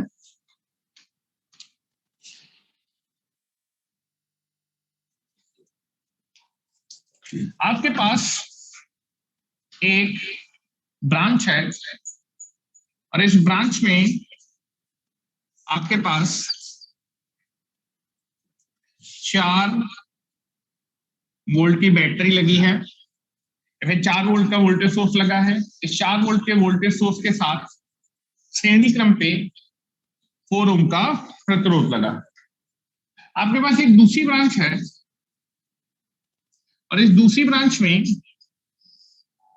आपके पास एक 10 वोल्ट का वोल्टेज सोर्स लगा है, और आपके पास एक तीसरी ब्रांच है और इस तीसरी ब्रांच में आपके पास दैट इज एक 8 ओम का प्रतिरोध लगा है, उसके साथ श्रेणी क्रम पे 8 वोल्ट का वोल्टेज सोर्स लगा है, लेकिन पोलैरिटी है, this is minus and this is plus. This is the voltage source, ठीक है। आपसे बोल रहा है इस 10 वोल्ट के वोल्टेज सोर्स से ये जो IX करंट फ्लो कर रहा है, इस करंट की वैल्यू आपको निकालनी है। मैं फिर से क्वेश्चन को रिपीट कर देता हूं। आपके पास यहां पर एक इलेक्ट्रिकल नेटवर्क है जिसमें पहली ब्रांच में 4 वोल्ट के साथ श्रेणी क्रम पे 4 ओम का प्रतिरोध लगा है, दूसरी ब्रांच में 10 वोल्ट का वोल्टेज सोर्स लगा है, तीसरी ब्रांच में 8 ओम के प्रतिरोध के साथ श्रेणी क्रम पे 8 वोल्ट का वोल्टेज सोर्स लगा है, लेकिन पोलैरिटी है ऊपर है माइनस, नीचे है प्लस। और इस इलेक्ट्रिकल नेटवर्क में इस 10 वोल्ट के वोल्टेज सोर्स के साथ श्रेणी क्रम पे इस पूछ रहा है इस 10 वोल्ट के वोल्टेज सोर्स से आपका जो IX करंट फ्लो कर रहा है, इस करंट की वैल्यू आपको क्या करनी है, कैलकुलेट करनी है। Now you want to calculate the current IX flowing in the circuit.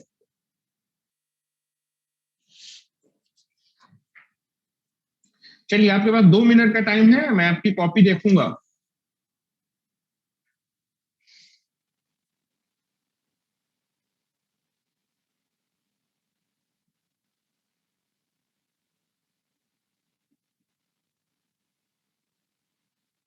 आप सभी लोग अपने कैमरे ओपन कर लें and show me the your copy and answer.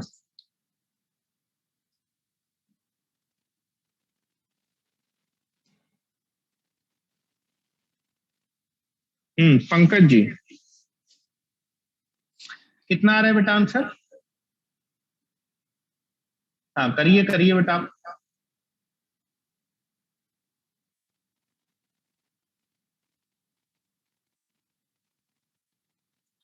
हाँ, राजरानी जी, कितना आ रहा है बेटा answer? 4/3 ampere.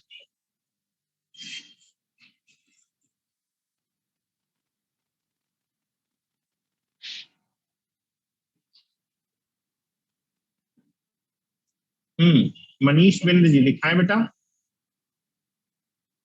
13/4 ampere. Very good, very good. हाँ बेटा।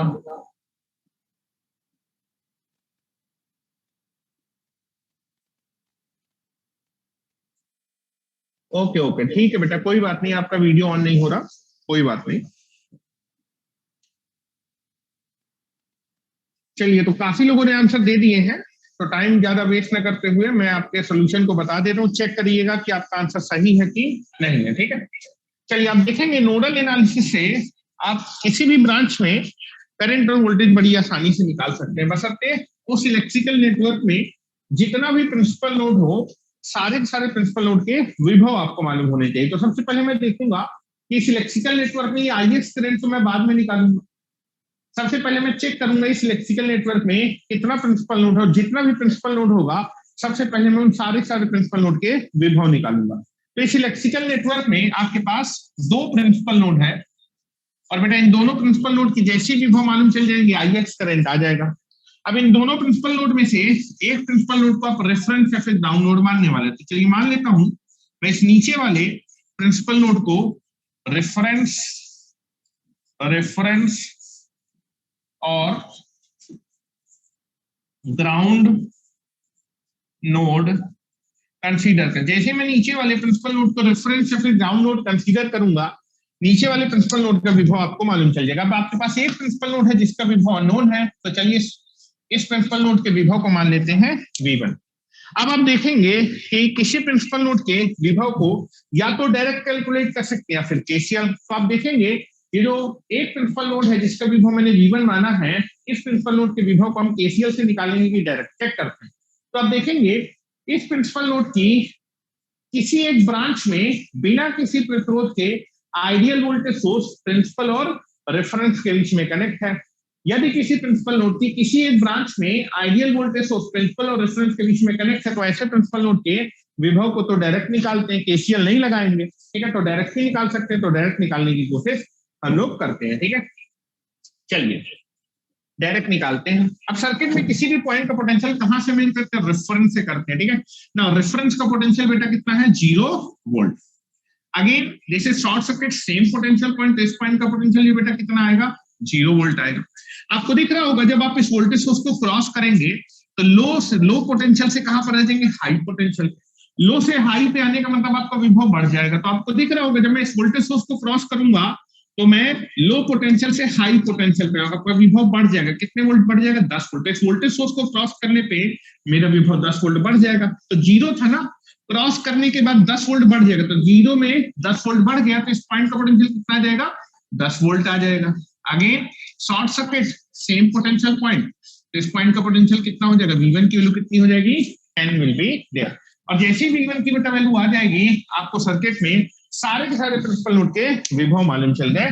अब आप जो है इस 10 वोल्ट के वोल्टेज सोर्स से ये जो IS करंट फ्लो कर रहा था इस करंट को निकाल सकते हैं। आप देखेंगे वोल्टेज सोर्स के साथ श्रेणी क्रम पे अगर कोई भी एलिमेंट नहीं लगा तो हम इस वोल्टेज सोर्स के करंट को कैसे निकालते हैं? केसीएल। अब कैसे निकालेंगे केसीएल? तो आप देखेंगे जो वोल्टेज सोर्स का IS करंट है वो इस नोड पे पहुंचेगा और इस नोड पे पहुंचने के बाद IS करंट इन दोनों ब्रांच में डिवाइड होगा। मान लेता हूं यहां पर कितना करंट शो कर रहा है? I1। और बेटा इस ब्रांच में कितना करंट शो करेगा? I2।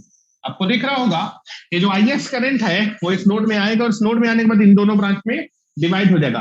मान लेता हूं ये 4 ओम के रजिस्टर वाली ब्रांच में कितना करंट शो कर रहा है? I1। और इस 8 ओम के रजिस्टर वाली ब्रांच में कितना करंट शो करेगा?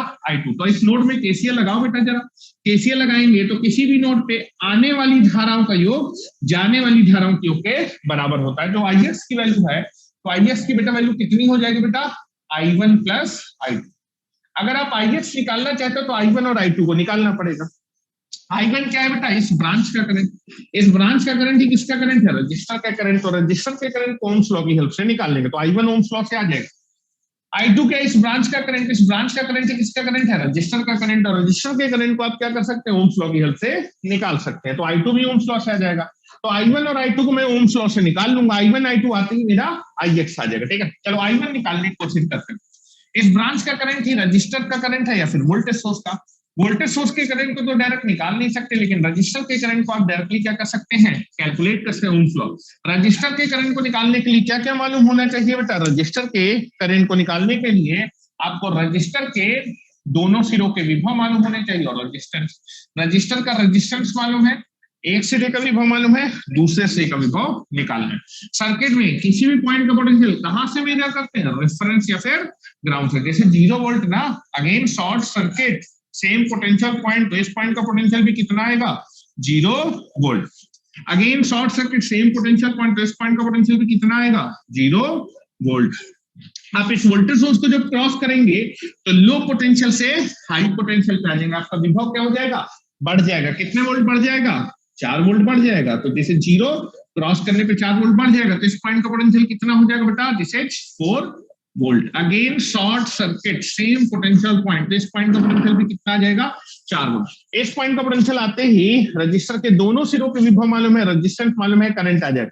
करंट की डायरेक्शन के हिसाब से this is higher and this is lower, तो क्या लिखूंगा बेटा? Higher potential minus lower potential divided by resistance, that is nothing but the current.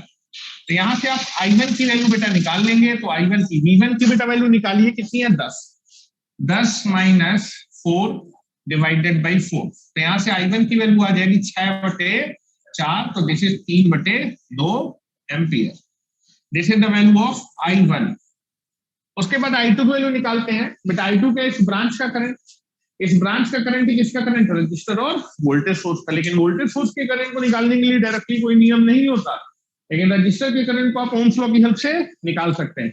Register के करंट को निकालने के लिए क्या क्या मालूम होना चाहिए? रजिस्टर के करंट को निकालने के लिए रजिस्टर के दोनों सिरों के विभव और रेजिस्टेंस। रेजिस्टेंस बेटा आपको मालूम है, रजिस्टर के एक सिरे का विभव मालूम है, दूसरे सिरे का विभव आपको निकालना है। सर्किट में किसी भी पॉइंट का पोटेंशियल कहां से मेजर करते हैं? रेफरेंस या फिर ग्राउंड से। नाउ दिस इज 0 वोल्ट ना, अगेन शॉर्ट सर्किट इस पॉइंट का, that is short circuit same potential, इस पॉइंट का पोटेंशियल भी कितना होगा? 0 volt. Again short circuit same potential point, इस पॉइंट का पोटेंशियल कितना होगा? 0 वोल्ट। आप देखेंगे कि जब आप जो है इस वोल्टेज सोर्स को क्रॉस करेंगे तो आप हाई पोटेंशियल से लो पोटेंशियल, हाई पोटेंशियल से लो पोटेंशियल पे आपका विभव क्या हो जाएगा? कम हो जाएगा। कितने वोल्ट कम हो जाएगा? 8 वोल्ट। तो आपको दिख रहा होगा जब मैं इस वोल्टेज सोर्स को क्रॉस करूंगा तो मेरा विभव 8 वोल्ट क्या हो जाएगा? कम हो जाएगा। ठीक है, 0 था ना, क्रॉस करने पे 8 वोल्ट कम हो जाएगा, तो इस पॉइंट का पोटेंशियल कितना होगा बेटा? -8 वोल्ट। और क्रॉस दैट इज, ये दोनों क्या है बेटा, short circuit same potential, contact point का पोटेंशियल भी कितना होगा, -8 वोल्ट। रजिस्टर के दोनों सिरों के विभव मालूम है, रजिस्टेंस मालूम है, करंट है, करंट की डायरेक्शन के हिसाब से this is higher and this is lower, तो क्या लिखेंगे बेटा, higher potential minus lower potential divided by resistance that is nothing but the current. और अगर यहां से मैं I2 की वैल्यू निकालूंगा तो बेटा V1 की वैल्यू है 10, 10 माइनस माइनस क्या हो जाएगा, प्लस, प्लस 8 डिवाइडेड बाई 8। तो I2 की बेटा वैल्यू निकालेंगे तो 18/8, 2 से काट देंगे तो 9/4 एम्पियर। I1 और I2 आ गया तो Ix आ जाएगा, तो यहां से आप Ix की वैल्यू जब निकालेंगे तो Ix की वैल्यू आ जाएगी बेटा I1 plus I2। Now this is equal to 3/2, this is 9/4, LCM लेंगे आएगा 4, दिस इज 6 और यहाँ आएगा 9, तो this is nothing but equal to, this is nothing but equal to Ix is equal to 15/4 ampere. This is the total current flowing in the circuit. आपके circuit में total इतना current आपका flow करने वाला, ठीक है। मैं आशा करता हूं कि ये क्वेश्चन आपको समझ में आ गया होगा, ठीक है। आगे बढ़े बेटा, किसी को कोई डाउट हो इमीडिएटली आस्क, नहीं तो हम लोग अपने नेक्स्ट क्वेश्चन की तरफ बढ़ते हैं। चलिए नेक्स्ट क्वेश्चन की तरफ हम लोग बढ़ रहे हैं। क्वेश्चन नंबर नेक्स्ट,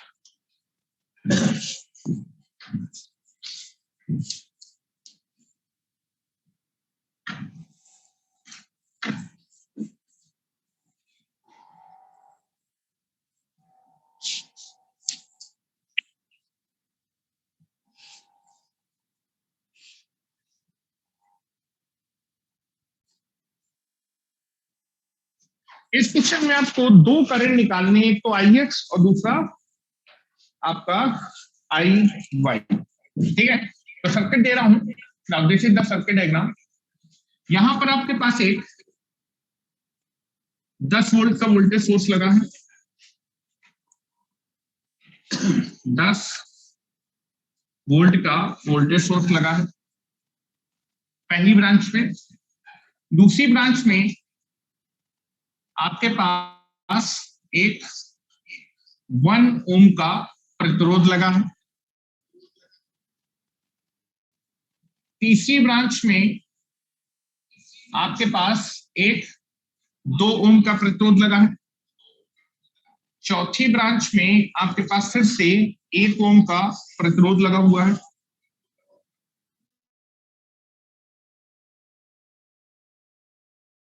और पांचवी ब्रांच में आपके पास फिर से 1 ओम के प्रतिरोध के साथ वोल्टेज सोर्स लगा है, लेकिन पोलैरिटी ऊपर माइनस है, नीचे plus, this is 5 volt. Now this is the circuit diagram.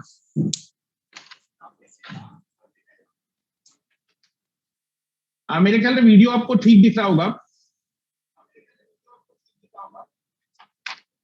कोई इश्यू तो नहीं है आवाज और वीडियो देखने में। चलिए, आपको जो है इस इलेक्ट्रिकल नेटवर्क में बोल रहा है कि जो 10 वोल्ट का वोल्टेज सोर्स है, इससे कितना करंट फ्लो कर रहा है इस इलेक्ट्रिकल नेटवर्क में, इस 10 वोल्ट के वोल्टेज सोर्स से Ix करंट फ्लो कर रहा है। और बेटा इस 1 ओम के रजिस्टर से कितना करंट फ्लो कर रहा है, Iy करंट फ्लो कर रहा है। तो बोल रहा है calculate the value of current Ix and Iy in the given electrical network. आपके पास एक इलेक्ट्रिकल नेटवर्क है, इस इलेक्ट्रिकल नेटवर्क में Ix और Iy करंट आपको कैलकुलेट करना है। आपके पास 2 मिनट का टाइम है, 2 मिनट में आप पहले एक बार क्वेश्चन को ट्राई करें, बाद में तो क्वेश्चन को मैं आपको बता ही दूंगा।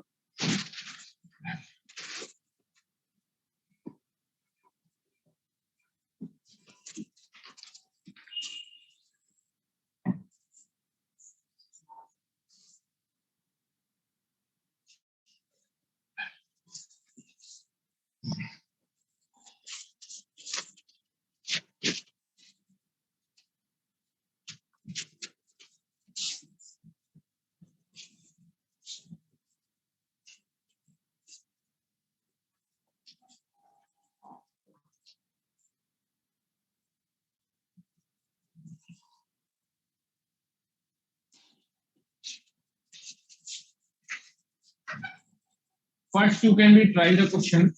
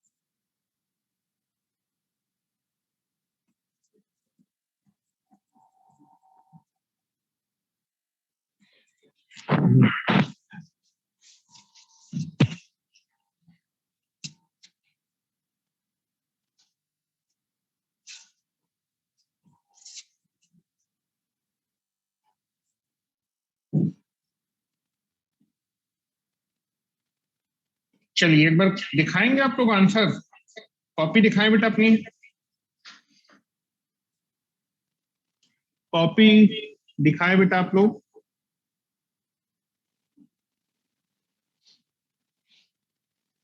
हाँ बेटा, क्या आंसर आ रहा है आपका?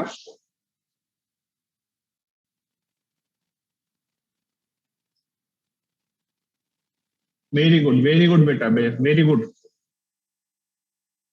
अच्छा, पंकज सिंह नहीं हो पा रहा, ठीक है, मैं बता रहा हूं, केवल मैं आपको देख रहा हूं, आपने ट्राई किया, आप मुझे केवल अपनी कॉपी दिखाएं, कोई दिक्कत वाली बात नहीं है, कॉपी दिखाएं बेटा एक बार।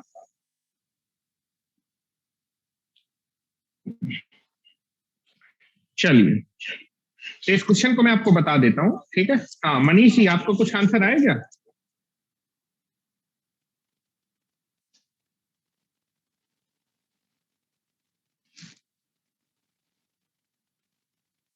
कितना आ रहा है बेटा आंसर? आंसर बेटा, अच्छा वेरी गुड, चलिए ठीक है, ट्राई करते हैं बेटा क्वेश्चन। चलिए बोर्ड पे देखिए, अब आप लोग आराम से देखिए, कोई जल्दीबाजी नहीं है, अभी तो हम लोग चीजें निकालना सीख रहे हैं, धीमे धीमे आपको बहुत ही आसानी से स्ट्राइक होने लगेगी। आप देखेंगे नोडल एनालिसिस से आप किसी भी इलेक्ट्रिकल नेटवर्क की किसी भी ब्रांच में करंट और वोल्टेज निकाल सकते हैं, बशर्ते उस इलेक्ट्रिकल नेटवर्क में जितना भी प्रिंसिपल नोड होगा सारे के सारे प्रिंसिपल नोड के विभव मालूम होने चाहिए। तो आप देखेंगे इस इलेक्ट्रिकल नेटवर्क में ये जो करंट आई एक्स और आई वाई है, इनकी वैल्यू तो मैं बाद में निकालूंगा, सबसे पहले मैं देखूंगा इस इलेक्ट्रिकल नेटवर्क में कितने प्रिंसिपल नोड है, और जितने भी प्रिंसिपल नोड होंगे सबसे पहले मैं उन सारे के सारे प्रिंसिपल नोड के विभव निकालूंगा। तो आपको दिख रहा होगा इस इलेक्ट्रिकल नेटवर्क में आपके पास 3 प्रिंसिपल नोड है। कितने प्रिंसिपल नोड है? 3। This is first, this is second, और बेटा नीचे आपको दिख रहा होगा ये चारों के चारों ब्रांच को आपने शॉर्ट किया है। शॉर्ट सर्किट मतलब सेम पोटेंशियल, चारों ब्रांच को मिला के एक पॉइंट बनेगा, तो this is the third principal node. तो 3 प्रिंसिपल नोड आपको दिख रहे होंगे। अब सबसे पहले आप इन तीनों प्रिंसिपल नोड के विभव निकालेंगे, तो आप देखेंगे 3 प्रिंसिपल नोड है, इनमें से एक प्रिंसिपल नोड को आप रेफरेंस या फिर ग्राउंड नोड मानेंगे। तो चलिए नीचे वाले प्रिंसिपल नोड को मैं रेफरेंस या फिर ग्राउंड नोड कंसीडर कर लेता हूं। रेफरेंस या फिर ग्राउंड नोड कंसीडर, जैसे मैं नीचे वाले प्रिंसिपल नोड को रेफरेंस या फिर ग्राउंड नोड कंसीडर करूंगा, मुझे नीचे वाले रेफरेंस नोड का विभव मालूम चलेगा। मेरे पास 2 प्रिंसिपल नोड है जिनके विभव अननोन है, तो पहले प्रिंसिपल नोड के विभव को मैं V1 मान लेता हूं और दूसरे प्रिंसिपल नोड के विभव को मैं V2 निकाल। जैसे मुझे V1 और V2 की वैल्यू मालूम चल जाएगी, उसके बाद मैं इस इलेक्ट्रिकल नेटवर्क में किसी भी ब्रांच में करंट और वोल्टेज निकाल सकता हूं। चलिए V1 की वैल्यू निकालते हैं। अब आप देखेंगे मेरे पास V1 प्रिंसिपल नोड का विभव अननोन है, तो V1 प्रिंसिपल नोड के विभव को डायरेक्ट निकाल सकते हैं कि केसीएल लगाना पड़ेगा। आप देखेंगे इस प्रिंसिपल नोड की, अगर किसी प्रिंसिपल नोड की किसी एक ब्रांच में बिना किसी प्रतिरोध के, किसी प्रिंसिपल नोड की किसी एक ब्रांच में बिना किसी प्रतिरोध के एक आइडियल वोल्टेज सोर्स प्रिंसिपल और दैट इज कहां पर, रेफरेंस। आप देखेंगे ये पूरा का पूरा शॉर्ट सर्किट है, तो इस पॉइंट को आप यहां पर ज्वाइन कर सकते हैं। तो किसी प्रिंसिपल नोड की किसी एक ब्रांच में बिना किसी प्रतिरोध के आइडियल वोल्टेज सोर्स प्रिंसिपल और रेफरेंस के बीच में कनेक्ट है, तब ऐसे प्रिंसिपल नोड के विभव को डायरेक्टली निकाल सकते हैं। तो V1 के विभव को हम लोग डायरेक्ट निकालेंगे, केसीएल लगा के नहीं निकालेंगे, ठीक है। चलो, तो आप देखेंगे सर्किट में किसी भी V1 की वैल्यू डायरेक्ट निकाल सकते हैं। सर्किट में किसी पॉइंट को निकाल reference now 0 volt, again short circuit same potential point 0 volt, again short circuit same potential point that is 0 volt, again short circuit same potential point 0 volt. Now जब मैं इस वोल्टेज सोर्स को cross करूंगा तो लो से high पे आ जाऊंगा, मेरा विभव क्या हो जाएगा, बढ़ जाएगा। कितने वोल्ट, 10 वोल्ट। तो 0 था ना, क्रॉस करने पे मेरा विभव 10 वोल्ट बढ़ जाएगा, तो इस पॉइंट का पोटेंशियल हो जाएगा 10 volt. Again short circuit same potential point, इस पॉइंट का पोटेंशियल होगा 10 volt. Again short circuit same potential point, तो V1 की बेटा वैल्यू आ गई 10 वोल्ट। तो पहले प्रिंसिपल नोड का विभव तो आपको मालूम चल गया। अब मेरे पास दूसरा प्रिंसिपल नोड है जिसका विभव अननोन है। ध्यान से देखिएगा, दूसरा प्रिंसिपल नोड है जिसका विभव अननोन है। अब आप देखेंगे इस प्रिंसिपल नोड के विभव को डायरेक्ट निकाल सकते हैं कि केसीएल लगाना पड़ेगा। आप देखेंगे किसी भी प्रिंसिपल नोड के विभव को डायरेक्ट तभी निकाल सकते हैं जब उस प्रिंसिपल नोड की किसी एक ब्रांच में बिना किसी प्रतिरोध के आइडियल वोल्टेज सोर्स प्रिंसिपल और रेफरेंस के बीच में कनेक्ट। लेकिन आप देखेंगे इस वाली ब्रांच में वोल्टेज सोर्स के साथ तो क्या कनेक्ट है, रजिस्टर कनेक्ट है। यहाँ रजिस्टर कनेक्ट है, यहाँ रजिस्टर कनेक्ट है। तो आप देखेंगे किसी प्रिंसिपल नोड के विभव को डायरेक्टली तभी निकाला जा सकता है जब उस प्रिंसिपल नोड की किसी एक ब्रांच में बिना किसी प्रतिरोध के एक आइडियल वोल्टेज सोर्स प्रिंसिपल और रेफरेंस के बीच में कनेक्ट होते हैं। यहाँ पर तो ऐसा कुछ है नहीं, तो आप इस V2 प्रिंसिपल नोड के विभव को डायरेक्टली नहीं निकाल सकते। अगर डायरेक्टली नहीं निकाल सकते तो इस प्रिंसिपल नोड के विभव को निकालने के लिए क्या अप्लाई करना पड़ेगा, इस प्रिंसिपल नोड में केसीएल इक्वेशन अप्लाई करनी पड़ेगी। और जब मैं केसीएल इक्वेशन अप्लाई करूंगा तो इस प्रिंसिपल नोड में कितनी ब्रांच है, 3 ब्रांच, तीनों में मुझे करंट मानना पड़ेगा। कैसा करंट, मैं नोड से जाता हुआ, नोड से जाता हुआ और नोड से जाता हुआ, ठीक है। तो V2 पॉइंट के पोटेंशियल को निकालने के लिए इस प्रिंसिपल नोड पे केसीएल अप्लाई करना पड़ेगा। तो apply KCL eight node 2। Node 2 के विभव को निकालने के लिए केसीएल अप्लाई करेंगे। चलिए केसीएल अप्लाई करें। चलो, ये करंट नोड को क्या कर रहा है, लीड कर रहा है। कौन सा साइन आएगा बेटा, प्लस साइन, ठीक है। नाउ ये करंट नोड को लीव कर रहा है प्लस साइन। इस ब्रांच का करंट ही किसका करंट है, रजिस्टर का करंट। और रजिस्टर के करंट को लिखने के लिए रजिस्टर के दोनों सिरों के विभव मालूम होने चाहिए और रजिस्टर के दोनों सिरों के विभव मालूम है, रेजिस्टेंस। करंट की डायरेक्शन के हिसाब से हाईयर पोटेंशियल होगा और वो लोअर। तो ये करंट नोड को लीव किया, प्लस साइन, डायरेक्शन का this is higher, this is lower. तो क्या लिखेंगे, higher potential minus lower potential divided by resistance that is equal to current. ये करंट लिखने जा रहे हैं, ये करंट भी नोड को लीव कर रहा है। कौन सा साइन आएगा बेटा, प्लस साइन। आप देखेंगे इस ब्रांच का करंट ही किसका करंट है, रजिस्टर का करंट। और रजिस्टर के करंट को निकालने के लिए रजिस्टर के दोनों सिरों के विभव मालूम होने चाहिए। रजिस्टर का रेजिस्टेंस मालूम है, एक सिरे का विभव मालूम है, दूसरे सिरे का विभव निकाले। सर्किट में किसी भी पॉइंट का पोटेंशियल कहां से मेजर करते हैं, रेफरेंस या फिर ग्राउंड से। जैसे the ground is having 0 potential, short circuit same potential point, इस पॉइंट का पोटेंशियल भी आ जाएगा। और जैसे इस पॉइंट का पोटेंशियल आएगा, रजिस्टर के दोनों सिरों के विभव मालूम है, रजिस्टेंस करंट आ जाएगा। करंट की डायरेक्शन के हिसाब से this is higher, this is lower. ये करंट नोड को लीव किया, कौन सा साइन, प्लस साइन, डायरेक्शन का this is higher, this is lower. तो क्या लिखेंगे, higher potential minus lower potential divided by resistance that is equal to current. ये करंट भी नोड को लीव कर रहा है, कौन सा साइन आएगा बेटा, प्लस साइन। इस ब्रांच का करंट ही किसका करंट है, रजिस्टर और वोल्टेज सोर्स का। लेकिन वोल्टेज सोर्स के करंट को निकालने के लिए कोई डायरेक्टली नियम नहीं है, लेकिन रजिस्टर के करंट को हम क्या कर सकते हैं, ओम्स लॉ की हेल्प से डायरेक्टली कैलकुलेट कर सकते हैं। रजिस्टर के करंट को निकालने के लिए क्या क्या मालूम होना चाहिए, रजिस्टर के करंट को निकालने के लिए रजिस्टर के दोनों सिरों के विभव और रजिस्टेंस आपको मालूम है। रजिस्टर के एक सिरे का विभव मालूम है, दूसरे सिरे का विभव निकालना है। सर्किट में किसी भी पॉइंट का पोटेंशियल कहां से मेजर करते हैं, रेफरेंस या फिर ग्राउंड से। ग्राउंड का potential 0, short circuit same potential point, again short circuit same potential point. इस पॉइंट का पोटेंशियल भी कितना आएगा, 0 volt. Again short circuit same potential point. आपको दिख रहा होगा जब मैं इस वोल्टेज सोर्स को क्रॉस करूंगा तो मैं हाई पोटेंशियल से कहां पर आ जाऊंगा, लो पोटेंशियल पे। हाई से लो पे, हाई से लो पे मेरा विभव क्या हो जाएगा, कम हो जाएगा। कितने वोल्ट कम हो जाएगा, 5 वोल्ट। तो आपको दिख रहा होगा जब मैं इस वोल्टेज सोर्स को क्रॉस करूंगा तो मेरा विभव 5 वोल्ट कम हो जाएगा। जीरो था ना, क्रॉस करने के बाद 5 वोल्ट कम हो जाएगा, तो इस पॉइंट का पोटेंशियल कितना हो जाएगा, -5 volt. Again short circuit same potential point, तो that is nothing but same potential point -5 volt. Resistor के दोनों सिरों के विभव मालूम है, रेजिस्टेंस करंट आ जाएगा। ये करंट नोड को लीड किया, प्लस साइन डायरेक्शन के हिसाब से, this is higher this is lower, क्या लिखेंगे, higher potential minus lower potential divided by resistance that is equal to. किसी भी नोड पे सभी धाराओं का बीज गणती हो किसके बराबर होता है, शून्य के बराबर होता है। इसको मैंने किसके बराबर कर दिया, शून्य के बराबर। एलसीएम ले लेते हैं बेटा, एलसीएम लेंगे कितना आएगा, this is 2, this is V2, this is V1.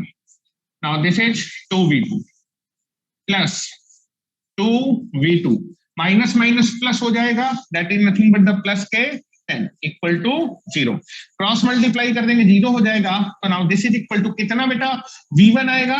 अगर V1 की बात करें कितना V1 आएगा, माइनस के V1, कितना V2 आएगा, 2 2 4 1 5, 5 V2 प्लस के 10 इक्वल टू 0। V1 की बेटा वैल्यू आपको मालूम है, V1 की वैल्यू कितनी निकाल चुका है, 10, वैल्यू रख दीजिए। V1 की बेटा वैल्यू है 10 plus 5 V2 plus 10 equal to 0। और यहां से आपको दिखेगा बेटा ये दोनों कैंसिल आउट हो जाएंगे, तो 5 V2 इक्वल टू 0, तो V2 की बेटा वैल्यू कितनी हो जाएगी, 0 वोल्ट। और जैसे ही बेटा V2 की वैल्यू आपको आ जाएगी, आपको सर्किट में सारे के सारे प्रिंसिपल नोड के विभव क्या हो जाएंगे, मालूम चल जाएगा। अब सर्किट में किसी भी पॉइंट का पोटेंशियल आप क्या कर सकते हैं, कैलकुलेट कर सकते हैं। फिर आपको जैसे ही सर्किट में सारे प्रिंसिपल नोड के विभव मालूम चल जाए, किसी भी ब्रांच में करंट और वोल्टेज निकाल सकते हैं। आपसे कहां कहां करंट पूछा था, एक तो बेटा इस ब्रांच में कितना करंट फ्लो कर रहा था, IX, और बेटा इस ब्रांच में कितना करंट फ्लो कर रहा था, that is IY।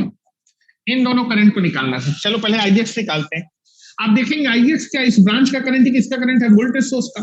Voltage source के साथ श्रेणी क्रम में कुछ नहीं लगाता, इस करंट को हम कैसे कैलकुलेट करेंगे, इनडायरेक्टली कैलकुलेट करेंगे। इनडायरेक्टली कैसे कैलकुलेट करेंगे, KCL। तो आप देखेंगे इस वोल्टेज सोर्स से कितना करंट फ्लो करेगा, IX करंट फ्लो करेगा। और ये करंट बेटा इस नोड में पहुंचने के बाद इन दोनों ब्रांच में क्या हो जाएगा, डिवाइड हो जाएगा। मान लेता हूं यहाँ पर कितना करंट फ्लो कर रहा है, इस 1 ओम के रजिस्टर वाली ब्रांच में I1 करंट, और इस 2 ओम के रजिस्टर वाली ब्रांच में कितना करंट फ्लो कर रहा है, I2।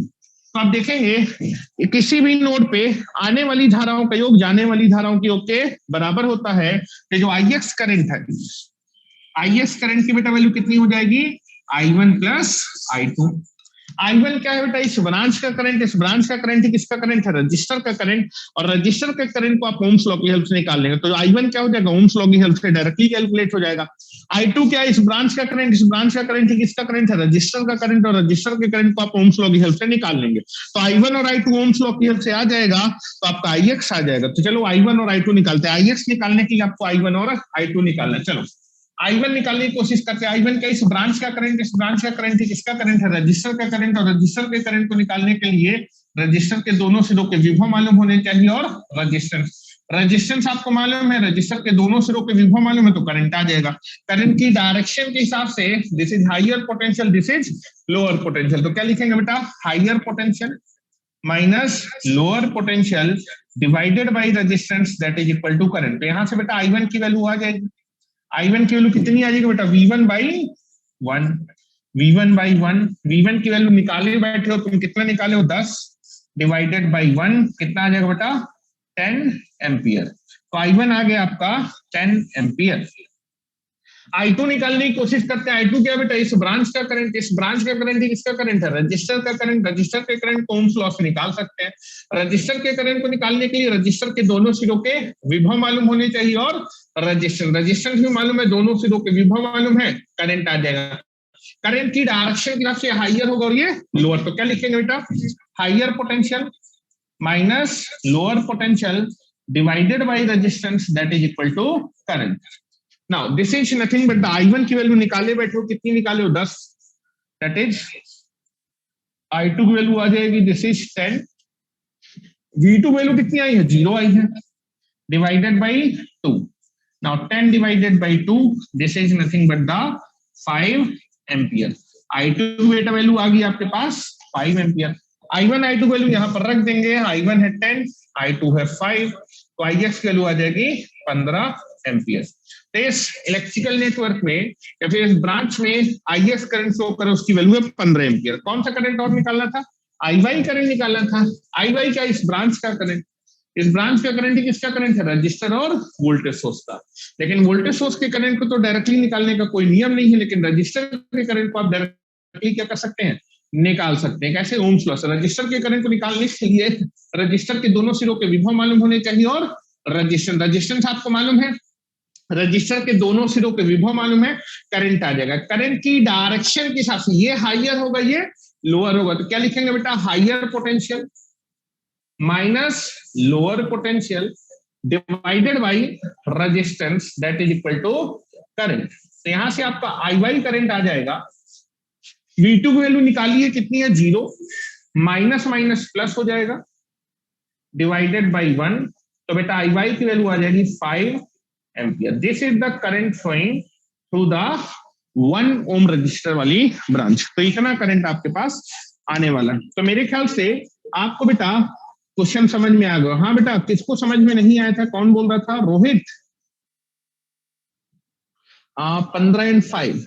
हाँ पंकज, पंकज आपको समझ में आ गया? कोई दिक्कत हो तो बताएं। पंकज रिप्लाई, आपको क्वेश्चन समझ में आया कि नहीं आया? Okay, very good very good, समझ में आ गया आपको। EC 2000 एक बार और समझा दें। ओके चलिए एक बार मैं और बता देता हूं। आप देखेंगे कि आपको IX और IY निकालना था। IX और YY निकालना था नोडल एनालिसिस पे। तो आप सर्किट में किसी भी ब्रांच में करंट और वोल्टेज निकाल सकते हैं, बशर्ते सर्किट में जितना भी प्रिंसिपल नोड हो, सारे प्रिंसिपल नोड का विभव मालूम होना चाहिए। ठीक है, तो आप देखेंगे कि करंट तो मैं IX और IY बाद में निकालूंगा। सर्किट में पहले मैं देखूंगा कितना प्रिंसिपल नोड है, और जितना भी प्रिंसिपल नोड होगा सबसे पहले मैं सारे प्रिंसिपल नोड के विभव निकालूंगा। तो बेटा आप देखेंगे सर्किट में 3 प्रिंसिपल नोड थे, इनमें से नीचे वाले या फिर एक नोड को आपने रेफरेंस या फिर ग्राउंड मान लिया। फॉर सिंपलिसिटी अभी हम लोग ने नीचे वाले नोड को रेफरेंस या फिर ग्राउंड नोड मान लिया था। अब मेरे पास 2 प्रिंसिपल नोड थे जिनके विभव अननोन थे। पहले का विभव मैंने माना था V1 और दूसरे का विभव माना था V2। अब V1 प्रिंसिपल नोड के या फिर पहले प्रिंसिपल नोड के विभव को निकालना था। तो आप देखेंगे कि पहले प्रिंसिपल नोड में किसी एक, अगर आपके पास किसी एक प्रिंसिपल नोड की किसी एक ब्रांच में बिना किसी प्रतिरोध के आइडियल वोल्टेज सोर्स प्रिंसिपल और रेफरेंस के बीच में कनेक्ट है, तब उस प्रिंसिपल नोड के विभव को तो डायरेक्टली कैलकुलेट करते। तो V1 को मैंने डायरेक्टली कैलकुलेट किया था। ठीक है, this is 0, this is 0, this is 0, this is 10, like that something will be there, directly calculate हो गया। लेकिन आप देखेंगे V2, इस प्रिंसिपल नोड का विभव निकालना था। तो आप देखेंगे आप V2 को डायरेक्टली निकालेंगे, केसीएल से निकालेंगे। V2 में आप देखेंगे आप किसी भी प्रिंसिपल नोड के विभव को डायरेक्टली तभी निकाल सकते हैं जब उस प्रिंसिपल नोड की किसी एक ब्रांच में बिना किसी प्रतिरोध के आइडियल वोल्टेज सोर्स प्रिंसिपल और रेफरेंस के बीच में कराया। लेकिन ऐसा यहाँ पर कुछ है नहीं। तो आप देखेंगे V2 प्रिंसिपल नोड के विभव को डायरेक्टली तो निकाल नहीं सकते, तो कैसे निकालेंगे? केसीएल। तो V2 प्रिंसिपल नोड के विभव को निकालने के लिए हमने केसीएल लगा दी। केसीएल लगाने के लिए इस नोड में 3 ब्रांच है, तीनों ब्रांच में कैसा करंट मेरा नोड से जाता हुआ और केसीएल लगा के आपने V2 निकाल लिया। एक बार V1 और V2 आ जाएंगे तो सर्किट में सारे प्रिंसिपल नोड के विभव आ गए। उसके बाद आप जो है IX और IY निकाल सकते हैं। IX क्या है? इस वोल्टेज सोर्स का करंट, चूंकि वोल्टेज सोर्स के साथ श्रेणी क्रम पे कुछ भी नहीं लगा था, इसलिए IX को तो मैं क्या करूंगा? डायरेक्टली नहीं निकाल सकता। कैसे निकालूंगा? इनडायरेक्ट केसीएल से। IX इस नोड पे आएगा, इस नोड में आने के बाद इन दोनों ब्रांच में डिवाइड हो जाएगा। तो IX is nothing but equal to I1 plus I2। I1 क्या है? रजिस्टर का करंट जो कि आपने ओम्स लॉ से निकाला। I2 भी क्या है? रजिस्टर करंट जो कि ओम्स लॉ से निकाला। तो IX की वैल्यू आपके पास आ जाएगी। IY क्या है? इस रजिस्टर का करंट, और इस रजिस्टर का करंट भी हमने ओम्स लॉ की हेल्प से निकाल लिया। तो इस तरह से आपके पास IX और IY क्या होगा बेटा? कैलकुलेट हो गए। तो मेरे ख्याल से आपको चीजें समझ में आ गई होंगी। आगे बेटा जो है राजरानी, आपको समझ में आ गया बेटा? चलिए, तो बेटा कल मैं आपको थोड़े से मॉडल नंबर 3 पे ही आपका जो है कुछ क्वेश्चन और कराऊंगा। ठीक है, ग्रीन वाला आपको नहीं समझ में आया? ओके ओके, ग्रीन वाला आपको नहीं समझ में आया, बिल्कुल बिल्कुल बता दो। ग्रीन वाला आप देखेंगे आपको इस ब्रांच में करंट निकालना था, ठीक है, ब्रांच में करंट रजिस्टर के वोल्टेज मान, तो इस पॉइंट का पोटेंशियल निकालना था। सर्किट में किसी भी पॉइंट का पोटेंशियल कहां से मेजर करते हैं, रेफरेंस से। तो ना इस पॉइंट का पोटेंशियल है 0 volt, again short circuit same potential, तो ये भी 0 वोल्ट होगा, again short circuit same potential 0 volt, again short circuit same potential. अब आप देखेंगे वोल्टेज यहां तक पहुंचने के लिए वोल्टेज सोर्स को क्रॉस करेंगे, जब आप वोल्टेज सोर्स को क्रॉस करेंगे तो ये प्लस और ये माइनस, आप हाई पोटेंशियल से कहां पर आ जाएंगे, लो। आप जब इस वोल्टेज सोर्स को क्रॉस करेंगे तो हाई पोटेंशियल से लो पोटेंशियल पे आ जाएंगे, आपका विभव क्या हो जाएगा, कम हो जाएगा। कितना कम हो जाएगा, 5 वोल्ट कम हो जाएगा। तो 0 था ना, क्रॉस करने पे 5 वोल्ट कम हो जाएगा, तो 0 में 5 को घटा दिए तो इस पॉइंट का पोटेंशियल कितना आएगा, -5। और again short circuit same potential point, तो इस पॉइंट का पोटेंशियल आ जाएगा -5। अब बेटा क्लियर है आपको, क्लियर है, समझ में आ गया आपको? ठीक है, चलिए ओके। तो बेटा इसके आगे 2-3 क्वेश्चन और बचे हैं मॉडल नंबर 3 के, जो कि हम लोग कल देखेंगे। आज मैंने आपको 4 क्वेश्चन बताए, मॉडल नंबर 3 भी आपको समझ में आ गया होगा, ठीक है। कुछ और क्वेश्चन ट्राई करेंगे और फिर आपका कल ही आपका model number 4 nodal analysis start करेंगे, जो कि सबसे इंपॉर्टेंट केस होगा, सुपर नोडल एनालिसिस मेथड। तो आज हम लोग यहीं पर क्लास को लीव करते हैं। अभी शाम को आपकी जो है ईसी वालों की कम्युनिकेशन की क्लास है और इलेक्ट्रिकल वालों की आपकी पावर सिस्टम की क्लास होगी 8 बजे, जहां पर हम लोग अपने थर्मल पावर प्लांट को कंटिन्यू करेंगे। Thank you very much.